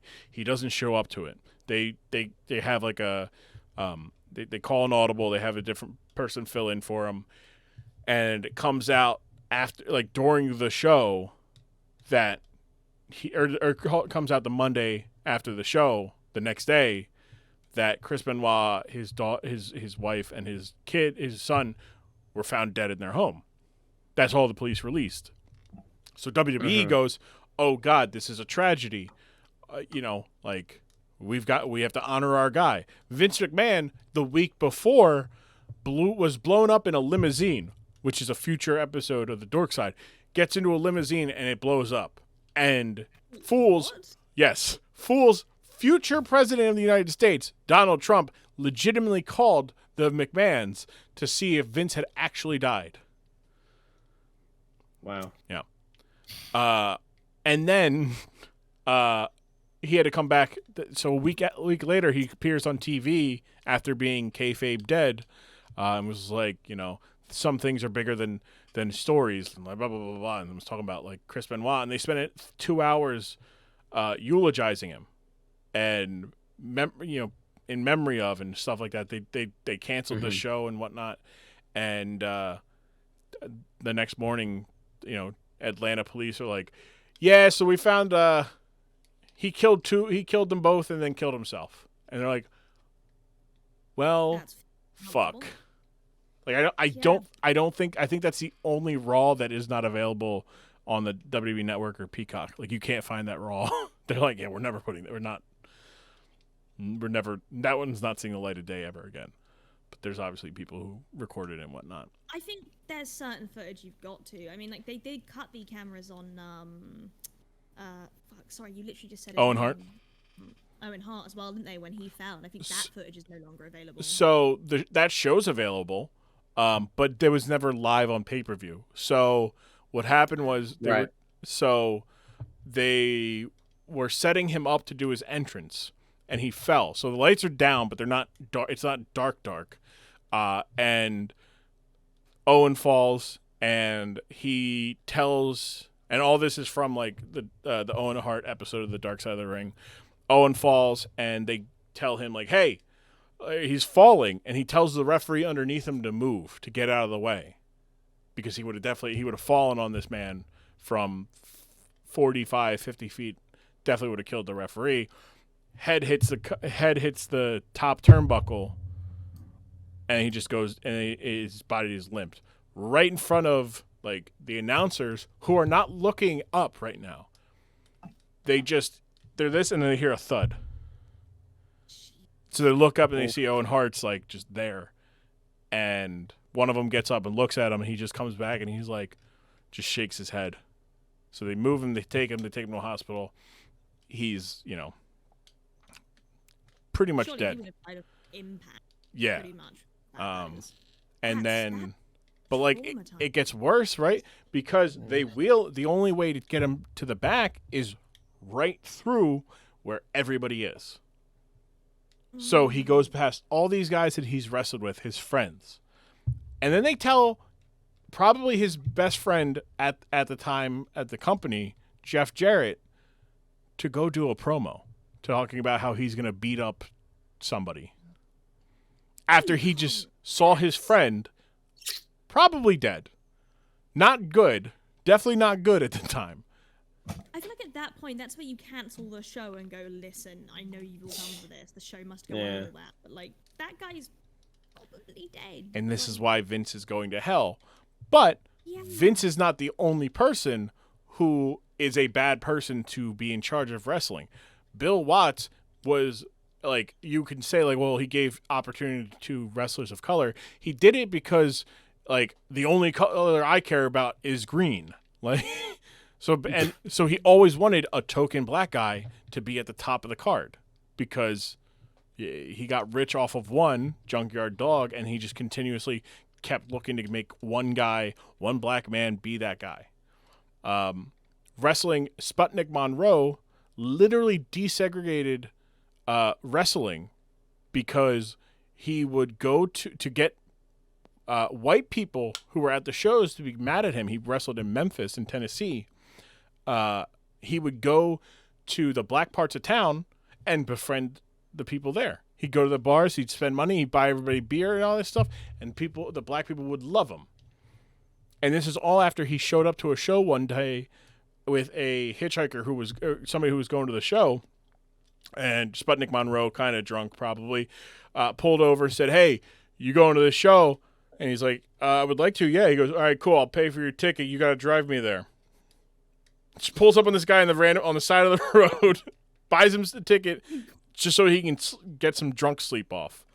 So he shows up and he kisses the man on his forehead, and this is a white man kissing a black man on the forehead in front of a whole bunch of white people, and he instantly becomes just the most hated man. But he learned from that. He's like, well, you know what? Like, that's heat. I'm just gonna go do this. So he he desegregated like the crowds, because he's like, look, if they're paying more money to sit in these terrible ass seats and these white people aren't sitting down here, we don't have, let them pay more money, let them pay to sit down here. And it got to a point where they had an entire arena full of people of wrestling fans, because this one guy basically befriended black people. But that's what it took to desegregate crowds. Not like the goodness, it was a wrestler going, hey, we can make more money doing this. You realize that, right? You're an idiot. He did a good thing for the wrong reason. Yeah. So it's just like one of these things of wrestling is bad. And that's one of these things of I still love wrestling though, because as a child, I was enamored by these things. And now I'm happy to see that wrestling's in a much better place, where I can sit here and watch wrestlers who are not me, who are not white guys. They're You know, black people, Hispanic. There's women. There's non-binary. There's transgender wrestlers. Like, it's great to see that wrestling has become more inclusive. There are trans wrestlers. Yeah. Yo. Actually, the first ever women's champion for AEW is Nyla Rose, who is a transgendered woman. Fucking nice. Yeah. Poggers. Which, naturally, rational wrestling fans, right? They're fine with that. Ha! No. There's a large, and that's the thing is, there's a large, still large group of old wrestling fans who don't like wrestling in general nowadays because it's not like the good shit. It's the SNL-esque argument. Yeah, yeah. It was only good in the olden days. Correct. It's all shit now. Yeah. Nostalgia crowd. So I just talking about like the the blurring the line is it's like, like you said, like I try to rationalize. I'm like, well, yeah, my money is going to Vince McMahon or this billionaire or this millionaire owner or this and that, but also it also trickles down to this guy, but I'm also paying for this person's merchandise so that, they're supported and their company and their boss goes, oh, look, they're selling merchandise. Let's put them on TV more. So it's like a weird. All I'm going to say is don't do piracy. Piracy is bad. Yes. You wouldn't steal a wrestler. You wouldn't steal a wrestler's curse. Don't pirate, obviously. Do. Cough. You can edit this part out if you want, but it stays in if you want it to. No, it's staying in. We're gonna wrap up here. Since Bear, you went first with the intros buttons, you got the outro. Oh God. Where can the people find you? What are you working on? Next time on Teletubbies. No. So I don't know. Fuck. Twitch.tv/Otherbuttons. We're currently doing a lot. Sorry, so just. We're currently doing a lot of editing for the Inner Worlds, so we're taking a little bit of a break from streaming potentially, especially with the heat. But we will be back on there at some point. We're also generally doing a lot of awareness and stuff for mental health, well, mostly dissociative identity disorder over on Instagram. Which is instagram.com, I think, /Otherbuttons. I think. Would hope so. You would hope so, right? You'd hope so. You also might as well see some fun roleplay characters and cool shit like that to do with Tilly and the places that Grumm and Bear are. Yeah, that. Residing. I'm shit at doing outros, okay? Bear, take it. Hi. I don't know why you expect me to be much better, mainly because I can keep talking without giving many pauses, so I'm just going to keep going. Big things about me, though. Got my own little roleplay server coming up soon. I'd like to say coming up soon. Probably not going to be for a while, because we haven't worked on it in a while, but I would like to work on it, because I mainly focus on community engagement, and I decided to make a Pixelmon roleplay server, which we are still in early production of. Hopefully soon, maybe in like a while. In a while, is that fair? Is that fair to say? In a while. In a while. A while. A while. Quotation marks. Hopefully, if you want to find out about that, there'll probably be a link somewhere. I hope, somewhere, maybe. I imagine. That or just the Twitch. Either one works, I do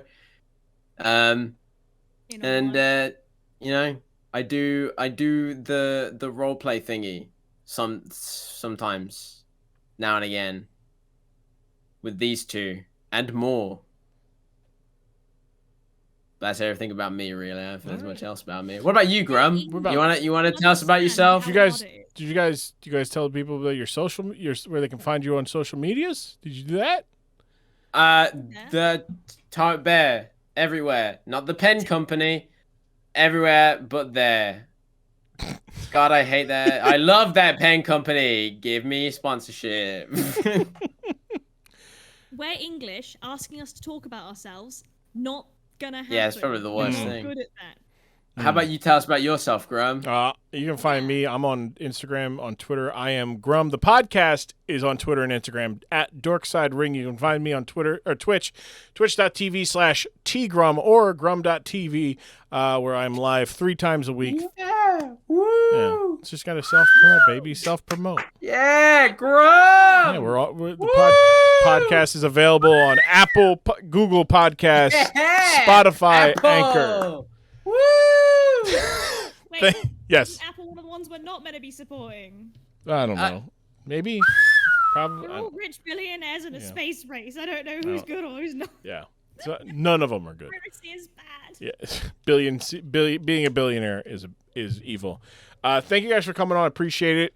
It was a good time. A lot of talking about just Papa Shango and the Warrior.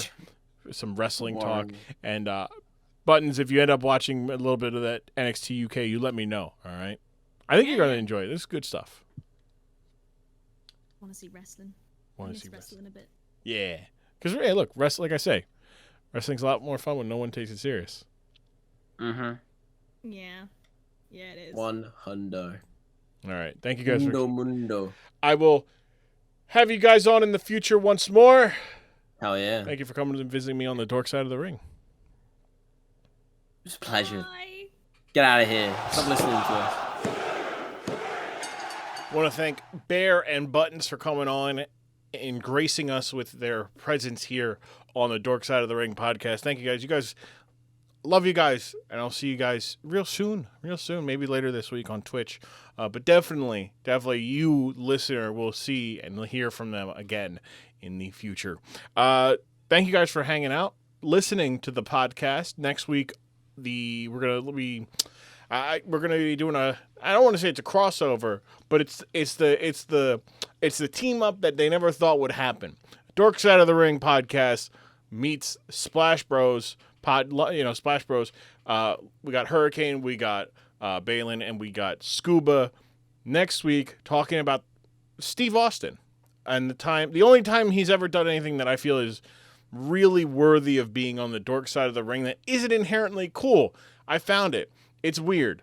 It's Stone Cold Steve Austin pisses on Arn Anderson. Not off. Pisses Arn Anderson off. Pisses on Arn Anderson. We're putting the preposition before the subject, the second subject. I don't know. I'm not an English major. I don't know how a sentence structure works, but I do know how you can support, and I know how that works.